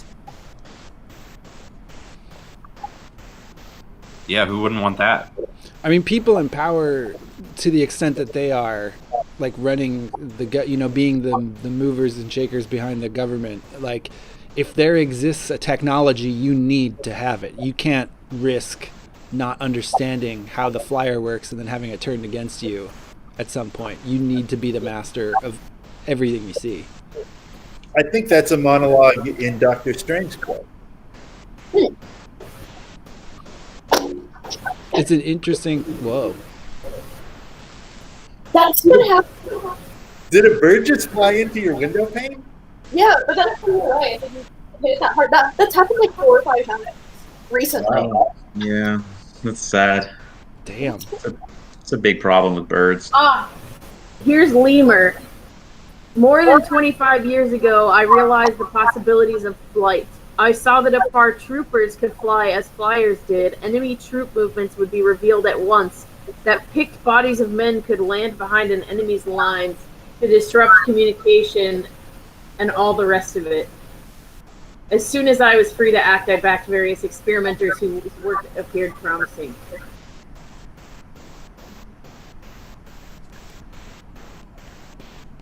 I mean, so it seems like specifically, explicitly military.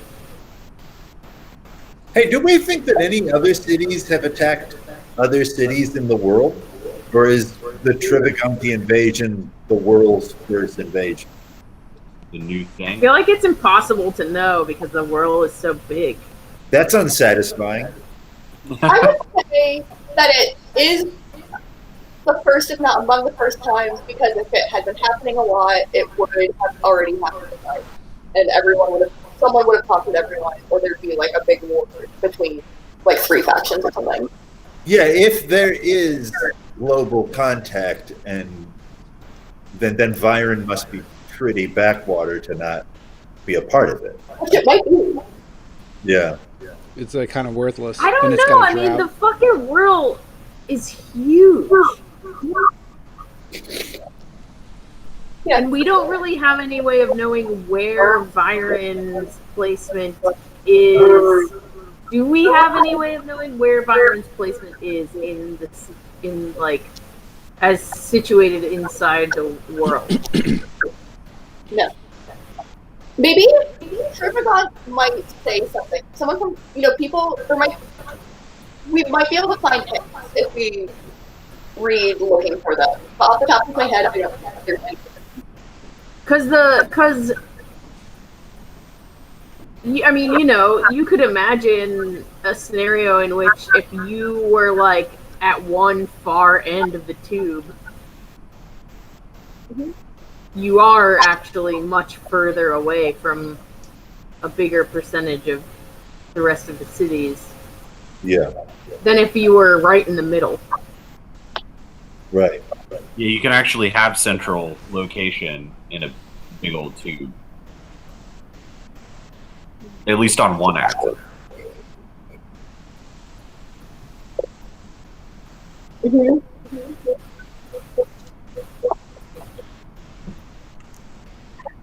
Now we're all just thinking about living in a tube. Yeah. Thinking about living in a tube. Hashtag tube life. I, for one, I'm ready. I'll do it. Yeah. I'd love to. What do you think it would do for you? I think that it would be able to activate 4 further circuits in my brain. What if it was a Pringles tube? Circuits. I'm sorry? It could be a Pringles tube. That would be great. I would love to live in a Pringles. That's what inspired him to make out of the tube. It is. It has to be. A tube with a light running down the center of it. The Pringles whirl. And a shade. Maybe he was asked to create a Pringles can that would keep the chips hot, and this was his design. He's like, this is not going to work for the Pringles can, but I do know what it might work for.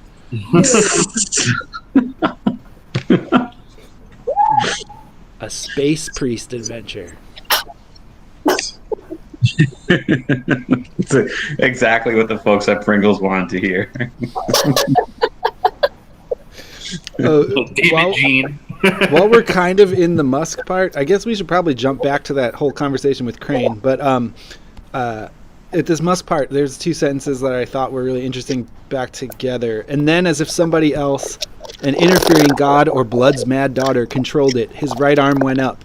Self-willed, his hand grasped the scarlet-plumed hood and snatched it away. Mm-hmm. I felt like these were really significant because it's almost it's almost contradiction, but so it made me have to reread it a couple of times because I was like, wait, is he intentionally contradicting himself? But there's 2 steps. His arm shoots up and he doesn't know why, and then he chooses to use it once it's there to take the hood off.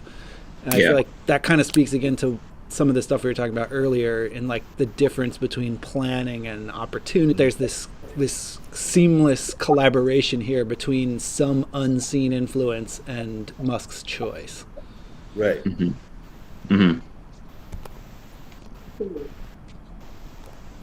Right there.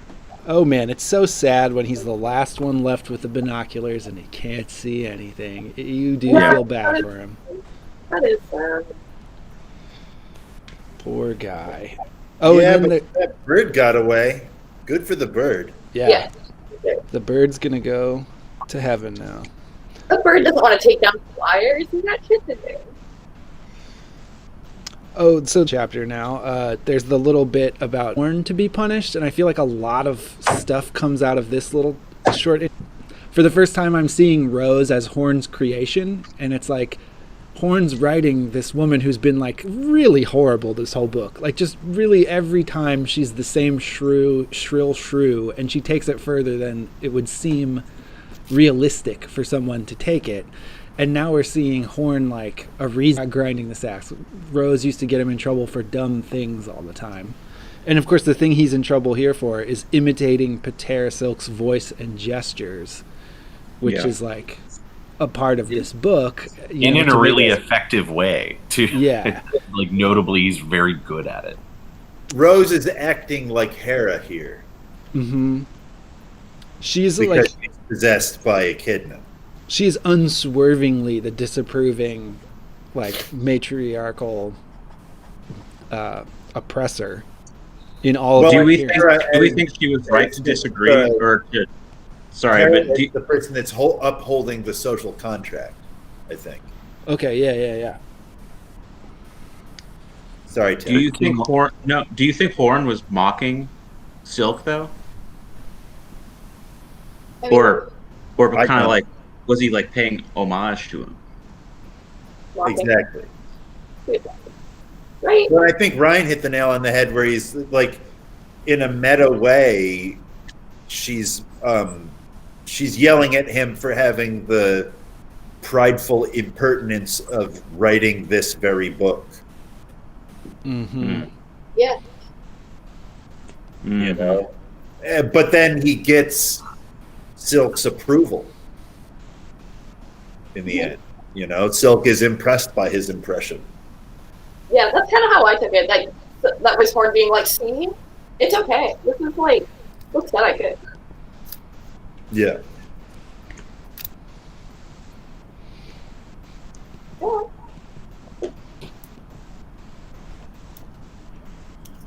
I don't know. I'm real excited about Rose right now, guys. Rose, There's that nice moment where her like bionic jaw slacks and he's not sure if she's conscious or not. right. That's a neat little cyborg moment. Rose is badass. And we see Mint for like extended for the first time in this. We have the little, is that this? Or maybe that's the next chapter. Yeah, I think I'm thinking of Talk the next about chapter. Athena. Yeah. But there is this weird thing, this handoff between Crane and Marble, where Marble is really excited to go with Crane. She must be people. And she's dancing with anticipation, which is funny for a robot. She, I don't know why, but she really reminded me, I think it's because I've been watching the show a lot lately, but she reminded me a lot of Peggy Hill in this scene. She used to be thinking of Peggy Hill a lot. I don't know why. Peggy Hill, from King of the Hill. Yeah. But she's like singularly focused on what she wanted at that moment and was just like brought it all back to her. That seemed like very, I don't know why. I don't even know why I mentioned it. It's like very silly. It makes no sense.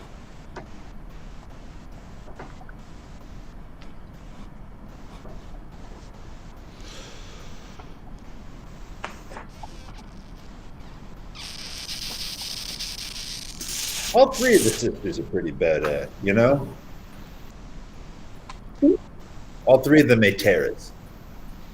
Or bad about, oh, Yeah. Badass. oh, badass. Yeah. Oh, yeah, definitely. They're cool, man. They're like, among the coolest people in the book. Everyone's pretty cool, though. Maiden Mother Crone, am I right? Mm-hmm. Hell fucking yeah. Yeah.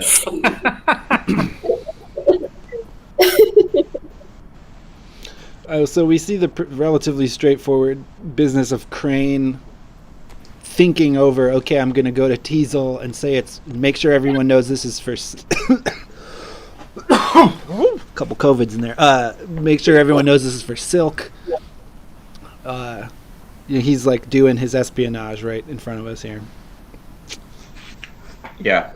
And his magical bandage.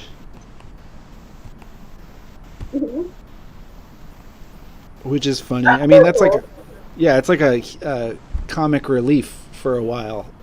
Yeah, every now and then you just gotta smack it. It makes me think of the Marx Brothers. Any Marx Brothers fans out there? Yeah. I like They're that good. suit. Fucking insane how like incredibly still potent their jokes are. Oh my God.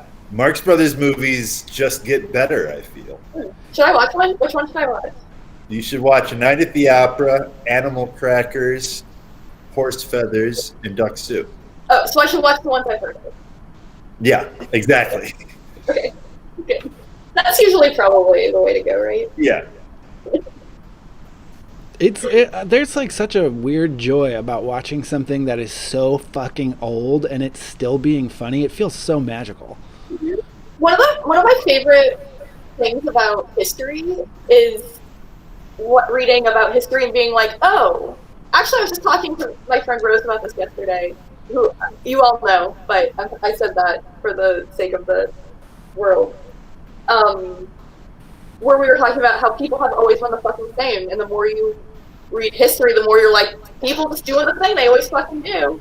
Yeah. And one interesting thing that she said that was super interesting, that we didn't get to talk about very much, was that she's thinking that history is the closest thing that she's been able to find to God, because it's like it's a force like gravity that can't be undone.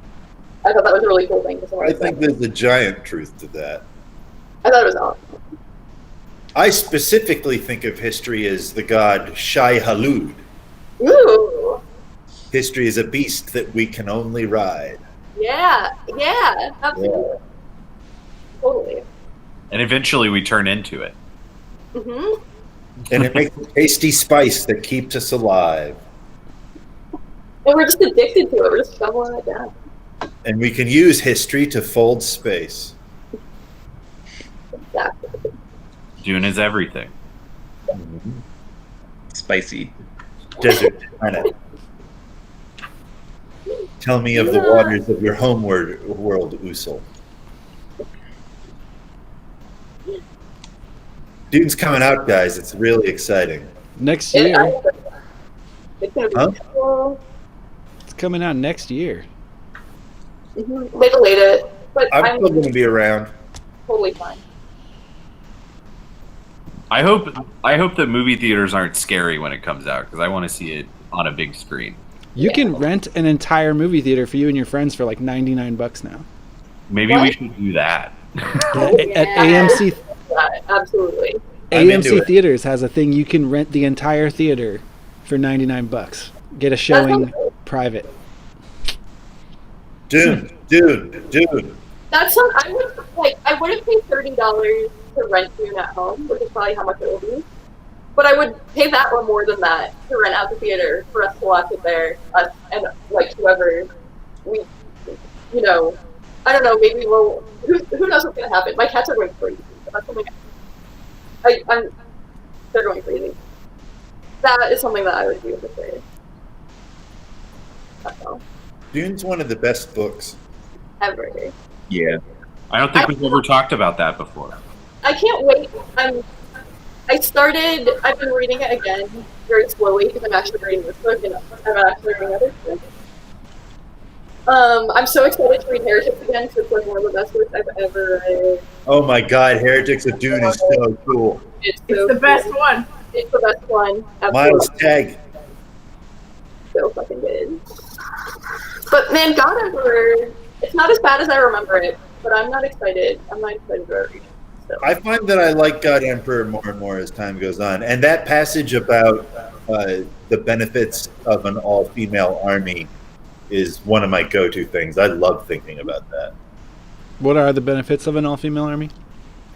So the argument is that an all-male army, when there's no war, turns aggressively on the populace that it's supposed to be protecting, but an all-female army, when there's no war, turns on the populace to nurture it. Whoa. And it's what made me think that what we should do is, if we're going to have a standing military, when there's not an active war going on, that military should be rebuilding our infrastructure. Yeah, totally. Absolutely. That makes a lot of sense. Yeah. Instead of We don't have to have it literally be a girls-only army, but we could have the army nurture the people when it's not. Well, luckily for the Pentagon, It's everyone so has much completely effort. accepted the idea of permanent war. Right. It's crazy that that's just canon now, and there's no going back. It's not even kind of an issue in this election whether or not like America's presence overseas means anything. I know, it's crazy. It's not The even brought the up. only degree to which it's present in the election is who can prostrate themselves more effectively to that Yeah. arm of the state. I hate it. I got to say something that I'm really surprised about in all these debates is how much everybody is trying to argue that they support fracking more. Oh my God. That is the worst. It's insane. I know that's Kamala Harris that's being what- like, "Hey, I promise, Biden's going to keep fracking going." Like, don't. I mean, that's one of my best arguments. That's one of my honestly. They make it's like they no matter what you do, they make your arguments for you. If your argument is that like that person has nothing to do with anything I care about, it's been proven time and time again that the only direction Joe Biden can be pushed in is to the right.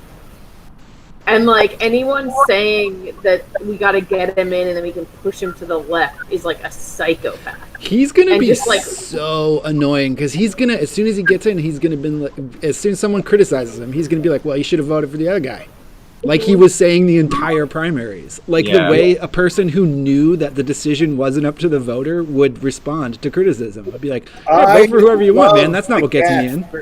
I love the gaffe where he says, "Vote for the other Biden." Yeah. What a beautiful Freudian slip. All roads lead to Biden, so vote for whoever you like. Waiting to just be infused with the Biden serum to come into consciousness Yeah. in his closet. That should be something about. Oh, it's so ridiculous. What a ridiculous world we live in.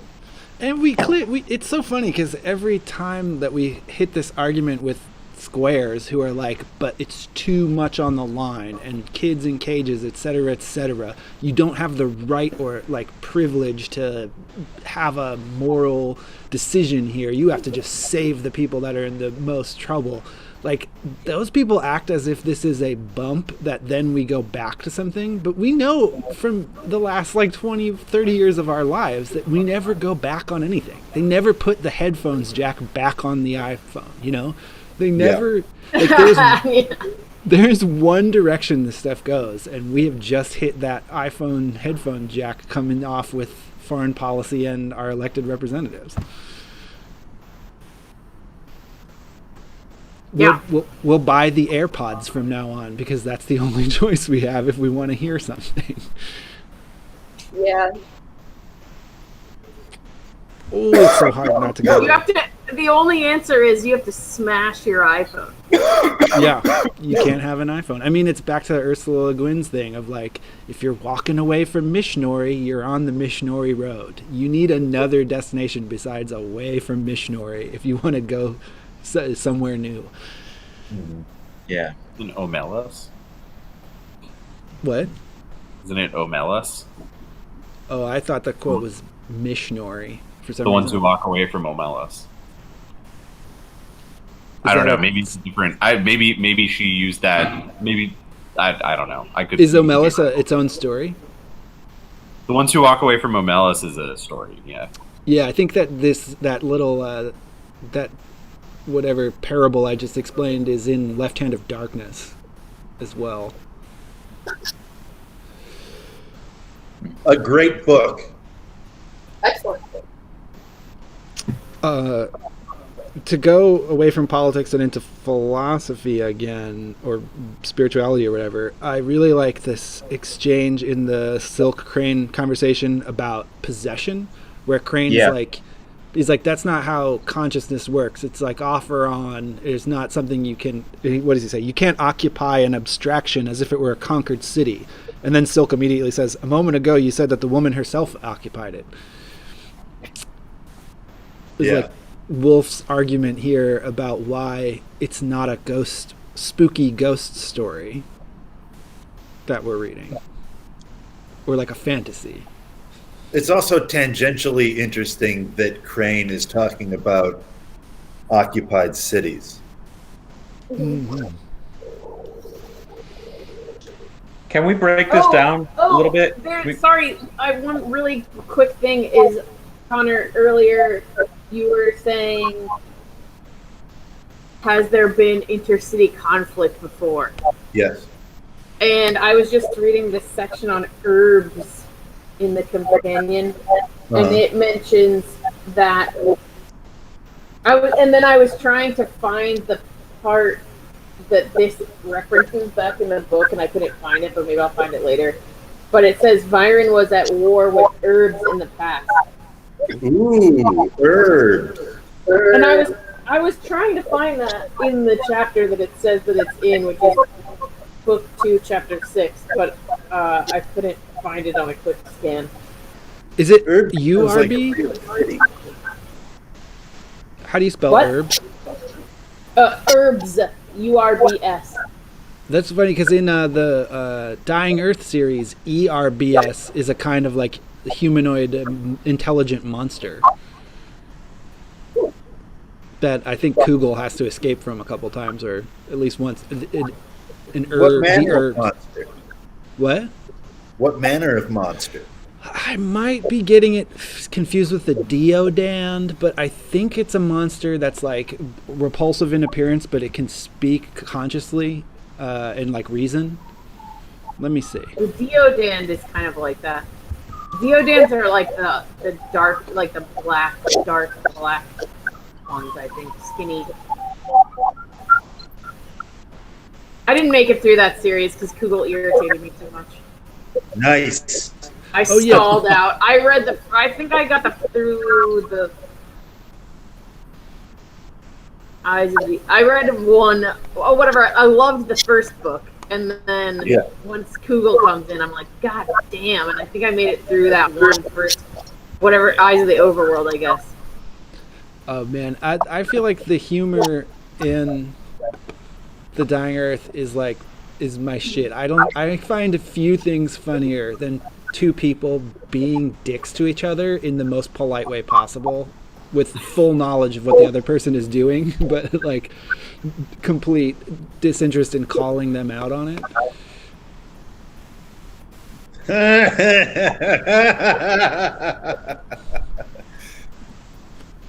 Yeah. It's kind I just can't handle Kugel. It's like Kenny and I, when we drove to Texas, he made me listen to the audiobook of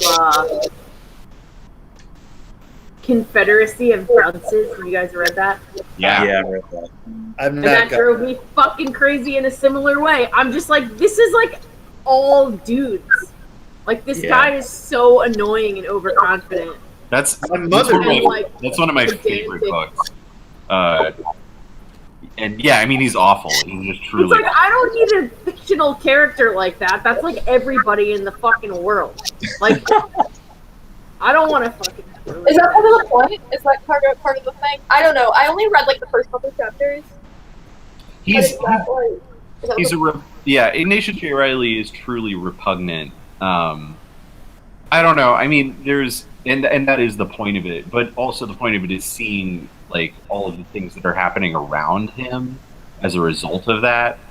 I mean, he's kind of a Severian sort of character in some ways, and also Confederacy of Dunces is a picaresque. Like it takes a sort of a similar form as at least like some of I mean book of the I don't know. There's some similarities between Confederacy of Dunces and Book of the New Sun for sure. Well, you know I love Severian so much. Right. Oh yeah. I mean, like, I'm not arguing that you have to be all in on characters that make it really hard to like them.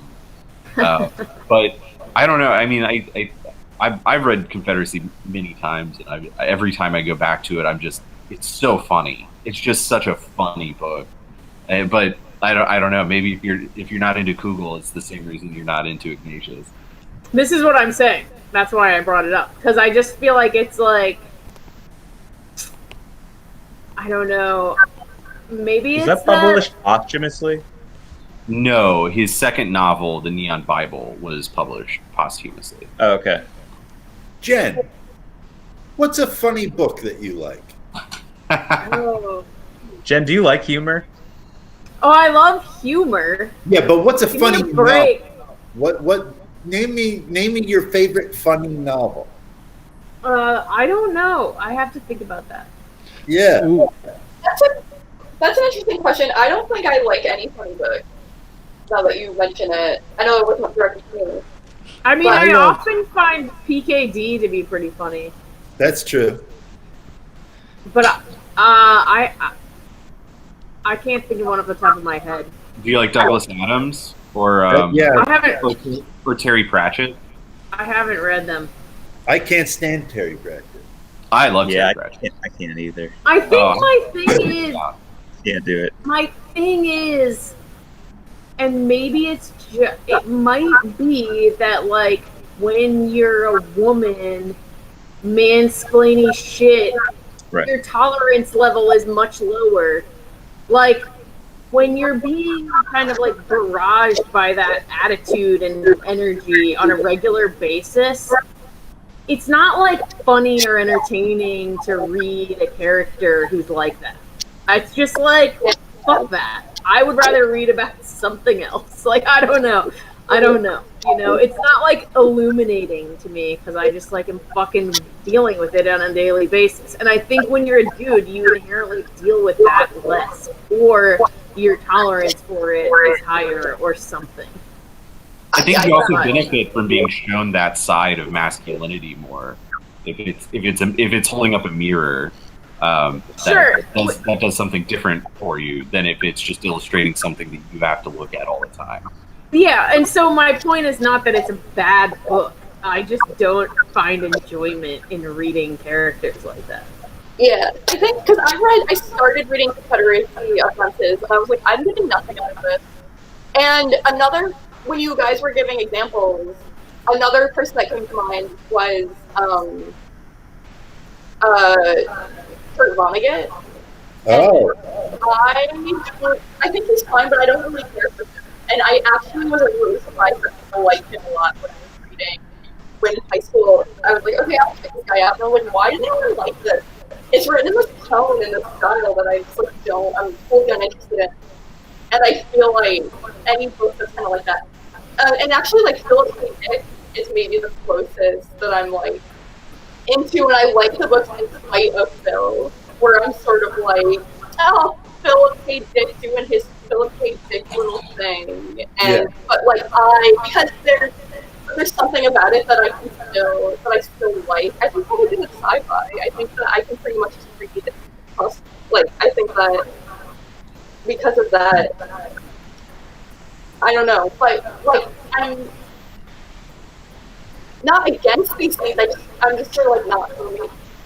No. I feel like in Dick it's a little bit less like glorified. Like the characters aren't as glorified in this way. Even though like obviously Kugel is like a bumbling oaf or whatever, you're still just like subjected to Kugel's worldview like relentlessly. Yeah, and there's never any like break from it, or I don't know. I think Phil kind of knows that he's, if not an oddball, then, like, didn't he like really want to impress Ursula Le Guin? He like wanted he tried to write a decent female character to impress Ursula Le Guin or something. Like, I think he kind of knows, like, oh, I'm not great. Like, And I mean, maybe like, I did like the first Dying Earth book. I thought it was really cool. I liked it a lot. And maybe it's because it's kind of like changing characters regularly enough where you're like, I don't know, something about a whole fucking book of Kugel just makes me want to bash my fucking brains out. Or like, I'm definitely not going to be able to make it through more of it. I made it through that one first Kugel book, and I was like, all right, that's it for me. I agree with you, Jen. I don't think it adds to the Dying Earth particularly. Those are my least favorite parts, for sure. Anyway, You know who the funniest author is Evelyn Waugh, who, like Wolfe, was a person who converted to Catholicism as an adult. But Evelyn Waugh's books are so insanely funny, and I think they continue to be funny because he has an incredibly bleak outlook of human interactions and society that's coming from an upper class place.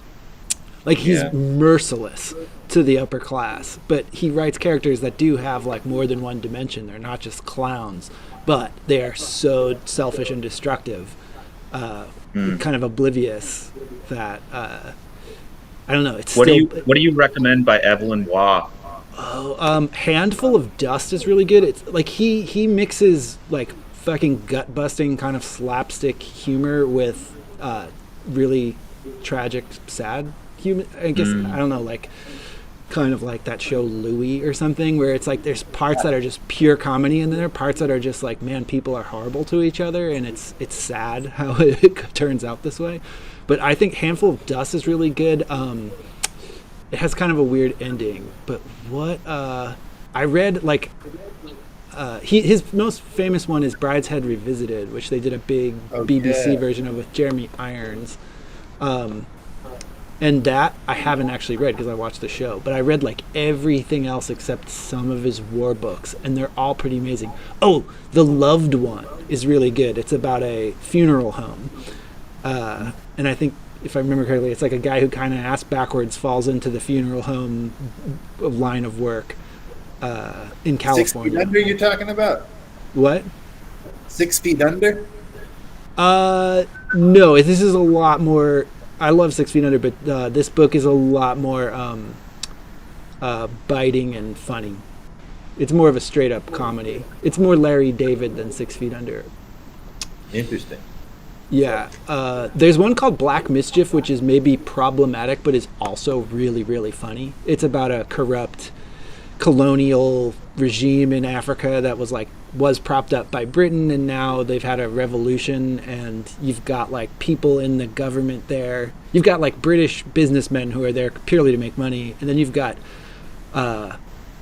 people from Africa who've been educated in England and then sent back as sort of like puppet government officials, and they're all either super corrupt or like tragically idealistic. What's the name of that country? The country is made up. I forget what they call. It's an invented country, but it's based on Waugh spending a bunch of time as a reporter, I think, in Africa, and kind of like compositing all of the worst, craziest stories he encountered or heard about the colonial governments into one horrible misadventure. It is taking place in Africa, so it's like, I feel like he writes it 100 years ago, so there's some stuff where it's like teetering on whatever. He's displaying attitudes of the time, but it's a satirical, biting comedy book, so I don't think it's problematic in the way of Waugh. Waugh knew shit was no good.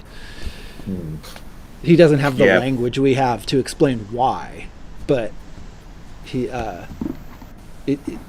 it may when you first crack that book, it's like, what am I getting into? But you see it through to the end, and it's fucking hilarious. Corruption in government is funny, and he's basing it on real details, so it's even like, it's very vividly rendered. Oh, you know what my favorite funny book is? Catch-22. Yeah, that's a great one. Yeah. Catch-22 is wonderful. Yeah. It's interesting that the best comic books are also like very bleak, which is something that I think, Jordan, you were describing and saying that maybe like you weren't that into, and I think I or at least as far as like Vonnegut and his that like kind of like tone is. When I think Vonnegut and Heller, Joseph Heller, kind of similar, right? Like they're like in their like. I definitely got into both around the same time. Serious book too, though. Catch-22. I mean, yeah, in a way. It's. I need to clarify. I don't dislike Kurt Vonnegut. I think he's fine. I just didn't like him as much as everyone else did, and because I still was like, these are easier. This is like an enjoyable read. It's enjoyable. He has like interesting things to say, but it was hard for me to get into it because of the tone. That I was like, oh, I don't necessarily like that style of writing. I don't know. Yeah. I mean, if I think about comedy that I've... like Taco Bell, where like nothing sticks. Like I enjoy it while I'm reading it, but afterwards I can't really remember a damn thing about it. You talk about Vonnegut? Yeah. I think Vonnegut is Taco Bell. Oh, I think maybe some of his books do that. I don't know. I feel like some of them. I mean, Slaughterhouse-Five in particular, I think really is kind of sticky. Or Cat's Cradle, but I don't know. Yeah. I just Is there anything? love it. Can somebody check the chats? I'm curious if the chats have got any activity. Something's weird. This We is the haven't first talked time about ever the- not a single chat contribution. It says 4 people are watching, but this is the first time I haven't seen one chat come in. What's up, chat? What up, Not even Chad? that Well, one we dude. haven't really been talking about the book all that much, so. I Yeah. keep doing my Yeah. damnedest to try to get it back in there, but I think we We- kind of said everything that I have in this chapter. We have not ignored the book. No, we've No. talked about it. We just have been talking about a lot of other stuff. There's Also, a though, lot we don't. going on in the world, and so we have to put our conversation in context. Yeah, I also- agree. I'm into it. Yeah, and this is kind Yeah. of like, this is my socializing. This and talking about Bake Off on Fridays. This is like all of the social conversation I do. So all of the, like pressure has to be released here.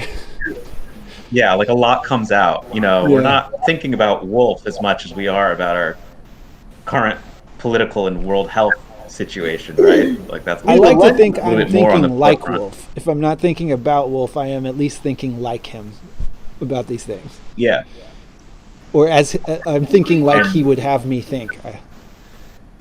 Do we Definitely. want to look at chapter 10? And see I don't- what comes up? I don't know if we want to start chapter 10 at 1:35. No? Yeah, because this is the first time we see Orchid. It's kind of, there's a lot of stuff. Yeah, I think Well, chapter 10. we don't have to try to finish chapter. Right. That's fair. What, do you want to quit right now? No. Oh, I have. There was something in the beginning of the chapter that I was thinking about. Which Nice. is, how much does Patera Pike know about the world and everything? I think he's fairly knowledgeable. But, so like, okay, this is what got me thinking about it. Because he's the one who tells Silk about the vampires. But, so that got me thinking like, oh, he knows about Quetzal? Does he know what the Inhuman means?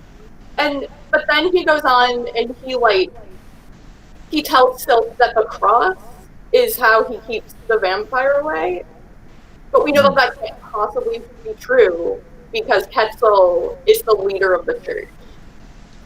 It's the name that keeps him away. It's that Patera Pike signed his work. And so, Oh, it's the name. yeah, I think that's what I took from that, was that like Pike thought that it was the cross because he really believed as like face value about the vampires. But then he put his name on it for some reason, and that was actually what made Quetzal not go in there again, was that he didn't want to undermine Pike's authority in his own community. Okay. All right. So you That's think not- that he that was thought it was one thing, but it was another. What? So you think he thought it was one thing, but it was the other thing? Yeah, I think Pike was an old man, like faithful to the traditions, and that's why he did what he did. And it doesn't occur to him that it might have been the other thing that he did that really had the effect. It wasn't the dogma, it was the gnosis. Hey. Watch Ooh, out, I'm reading the coming up. Patera Pike. I'm reading the Patera Pike entry in this little baby. Wait. And in the commentary, it says, and I don't know if this is just Driussi's fancy or what, but it says it seems likely that Paz possessed Pike during the time when Rose became pregnant. Huh. Oh. Because Pike is Blood's father. Right. That would mean that both of Blood's parents were possessed by gods, making Blood a divine child. Well, and Rose was possessed by a Echidna, right? Right. It's Paz's wife. yeah. Yeah. That's the So hierarchy. Blood is like Paz and Echidna's biological child. Right. Tartaros. Well, that's great. That's an interesting thing to think about. It is. So Pike likely doesn't have any insider knowledge about what special. Well, it says in this entry, he often told Silk that Paz himself had once congratulated and encouraged him, urging him to prepare to stand ready for the hour soon to come, or so Paz had appeared to intimate, when this present world would vanish, be left behind.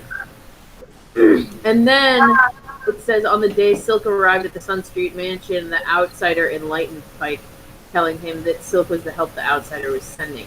So there's multiple theophanies at play. So he probably knows things in a certain way, whether that means he literally knows.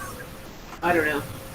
I'm just kind of starting to get on the track of being you must know who Silk is, he's a clone.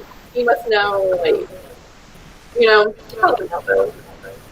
Or maybe. But I don't know. I don't know if it would be, if it matters. Probably doesn't matter.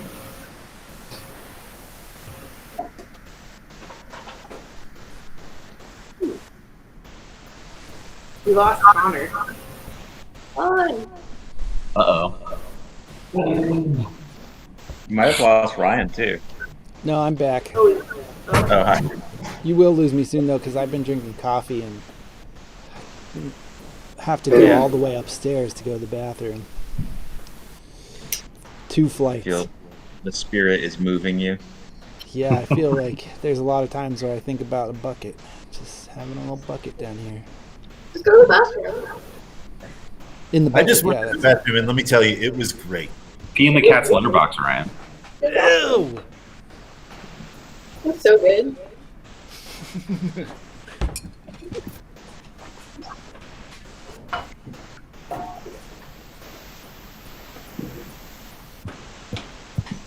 Bye. But Connor's showing off his dragon print. That's Rodan. Oh. Oh, cool. I got a Mothra on the opposite wall. That's beautiful. Connor, have you seen Shin Godzilla? No. It's great. I heard like it. I love Godzilla. Godzilla is featured in my oracular deck.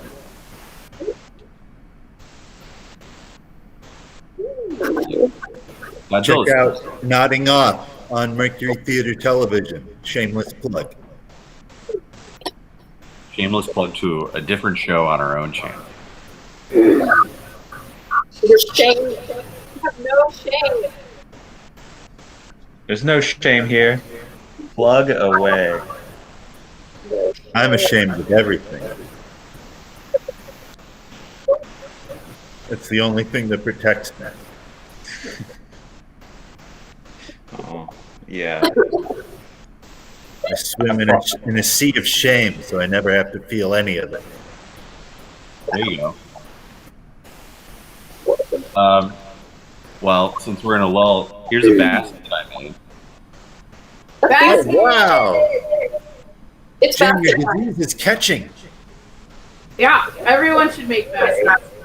It's also kind of like a small hat. Oh, you look like Adebisi. What's it made out of? Yarn. Is it crocheted? Yeah, I'm working on another one right now. Very good.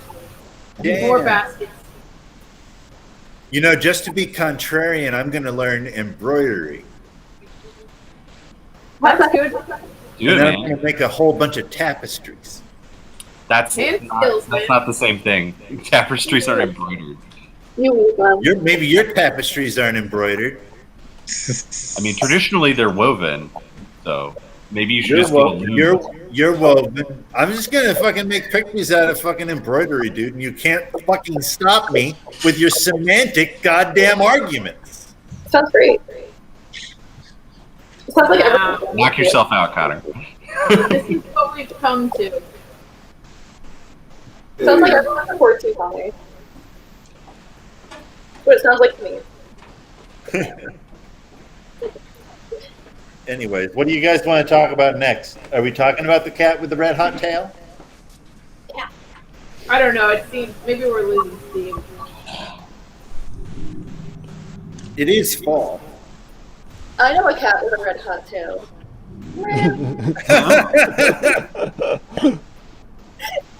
Goodbye. Bye, Hairbo. Oh. She has a beautiful face. Thank you. She's very beautiful, right? She kind of has eyeliner on her eye. Got my own very spicy cat right here. Like, yeah. That's Ronnie. No, it's garlic. Garlic. Just does not want to hang out. My cats are rabbits. What are their names again? Bumpus? Boopus. Boopus, Myrta, and Hesperus. I like Hesperus. Boopus. Or Boopy, Myrti, and Hespe. Boopy. Yeah, Boopy. I love Boopus. I choose Boopy. Boopus is the prime minister of rabbits.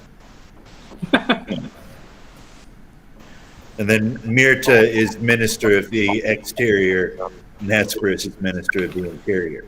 I've come up with the government of rabbits. Of all rabbits or just your little clan of rabbits? All the rabbits that I know. I mean, it's the British rabbits have their own government, right? The Watership Down outlined that pretty clearly. Could be. I have a dog, and he's the king of reality in his head. Yeah. Whenever he's in a room, he's like, "The king is here. Bow down, my subjects. That's really funny. The king is here. Fuck everyone else. I'm gonna beat up all of you. Give me your food. I'm the boss." What's And you're your like, dog's name? "None of that's true, dude. None of that's true. It's never been true." What do you call your dog? Otto Man Empire. That's a great name for what you just described. Yeah, right? Yeah. He sounds kind of like Lemur. Well, he sounds like the autarch. He's an Otto. He's, yeah, the king of reality. Otto the Autarch. Otto the Otto. Amazing. He sees other dogs and he's like, "Fuck you, other dog, I'll take you." And you're like, "No, that's an East Baltimore Doberman. You don't want to challenge that one, Otto. You're a little scrapper." Oh, he hears me talking about him. What manner of dog is he? What? What manner of dog is he? I kind of call like terrier mix. Connor, you've seen this dog. Yeah. I just don't I recall. haven't seen the dog. It might be a minute. You wanna see him? Yeah, get him. Get that guy. Hold the Let's dog. go on a up little to the journey camera. here. Walking out of my here. My cat does not behave as if he's the king of reality, but he is the king of reality. Nonetheless.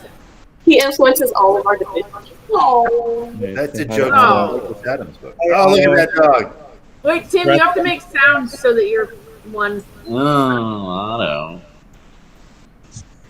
He's No, he's a Tim, good you boy. have to talk so that the dog is on the screen. Yeah, everybody shut up. Oh, hey, Otto. Say hi. Oh. All the people, Otto. Do you see him? Yeah, he's excited. His tail's wagging. That's great. He's very cute. He's the star of the picture. He's been approved. cute. He's annoying. But He looks he's like a happy to instant creation. hear all of his voices. Hi, little man. Hi, little man. Yeah. The Otto man. You're not so bad, Otto. Oh. He's relaxing. It's what he does. My cat is also in the bed right now. He's just like in bed.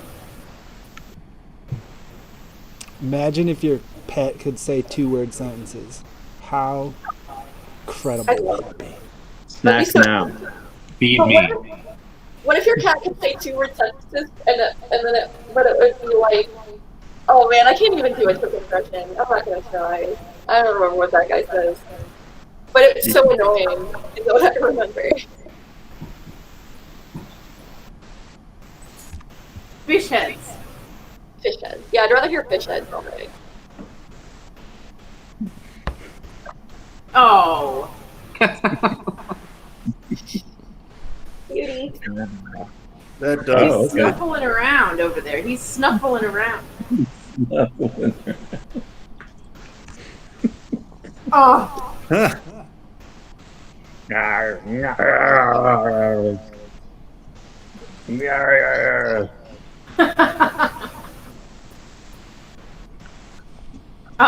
Should we stop the feed now? Yeah, this is. Welcome to the dog park. It's the best wolf pack ever. Oh, I got a new tattoo. Nice. Oh, let's see it. Can you see it there? Make sounds. Talking, testing, 1, 2, 3. What is it? Is it a face? You see it? It's a woman face. It's still healing. You got to tell us what it is. The webcam quality is not high. It's Sylvia Plath's face. Oh, Oh, nice. that's cool. Yeah. It's healing over, but I still want to get a wolf pack tattoo too. Oh yeah, we gotta get one second. I can't get a tattoo. I'm sorry. This is Art, the Sarah made of Angel. Of Angel? Angel the vampire. There's Buffy. Oh my god. Awesome. So good. This is my studio here. Record collection, bookshelf, posters, the window. I don't know, just showing you around. Oh, I know. Oh no, Let's, Ryan. let's make a date for our next meeting and then let these poor people stop watching this. These poor people. Who's watching this? If you're watching this, good on you. We're sorry. You're truly part of the wolf pack. Are we doing 2 weeks? Yeah, so November 8th? November 8th. Why not? November 8th. Nice. I love knives. I got this one What? at the Ren Fair when I was a little kid. Oh man, that makes it even better. Is it a letter opener? I think it's a stiletto. Oh. for Oh, okay. assassinating people. I used to have a katana shaped letter opener that I left at one of my last jobs, which is sad because it would be cool to have a mini katana. When you're showing things to the group, you have to make sounds so that your screen comes up. You can click on the image. So Jen, if you click on But Ryan, it's better if they make sounds and then they just pop up for everyone's screen on the Okay. feed. Sounds are fun. I'm thinking about the feet as well. The feed. That's true. That is totally true. Yeah. Feed my eyes. Now The you feed is a saw truth them above shine. all facts that we've discussed. The feet. We The gotta power of the feet compels you. set this up Brady Bunch style. I think we have to use Zoom to do that way. Yeah, we can start using Zoom. It'll work a little bit better. Zoom. Zoom seems to have less compression on the images. Yeah, Hangouts is rough. There's a lot of. I feel like there's a lot of naked things going on Zoom, though. Good. Damn. That's a reason to do it. Yeah, you don't want that?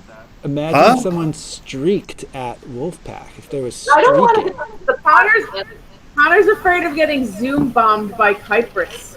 That's right. They're gonna become possessed. Could Zoom be like Windows in the world? Like Zoom is being used to change the world and reveal divine intentions to people? Yeah, that definitely is happening.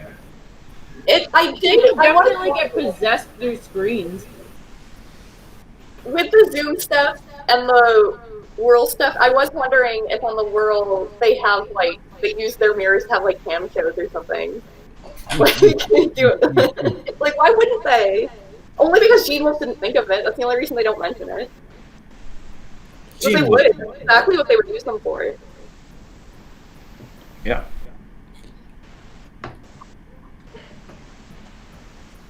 It's interesting now that the the old kind of meat space stripper is the feudal old dying institution, and the screen users are replacing them as a more viable occupation, attractive to people coming into the business.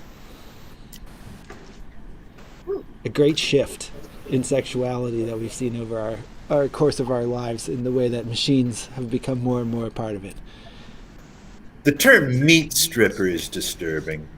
Yeah. I didn't say that. I said meat space. I think meat space That's still fine. made my skin crawl a little bit. The term meat stripper still disturbs me, regardless of if I'm the one who introduced it. Oh, do you mean meat, MEET? Yeah, when you go to see a physical person stripping down at Scores, you're looking at a meat stripper. Isn't that upsetting? Yes. Get used to it, man. As opposed to an ether stripper, I guess. Meat I guess space that is a stripper. distant memory. You don't need to see the flesh. Meat space will not be appearing again in this drama. I like It the is- flesh film. It's being phased out. It's just accepting a truth. We never actually existed in meat space. That's just something we've been making up this whole time. We've only ever been ideas. That's all we ever are. That's all we were meant to be. And it makes sense to use digital tools to shape our ideas. You can But we train don't them have a lot to. more. We could use Buddhism. You see how that goes. It works for some people. I thought we were explicitly anti-Buddhist, also anti-Buddhist here. Oh yeah, I mean, I think that yeah. I'm not seriously condoning Buddhism. I just want to make sure there's a purity test. No, yeah, of course.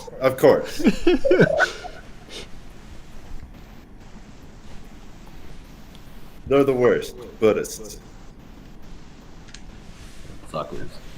But Are we still streaming? Yeah. Well, I feel Sorry. like I'm trying to milk as much as I can get out of this meeting. I'll turn it off now, though. I apologize to all Buddhists. Yeah,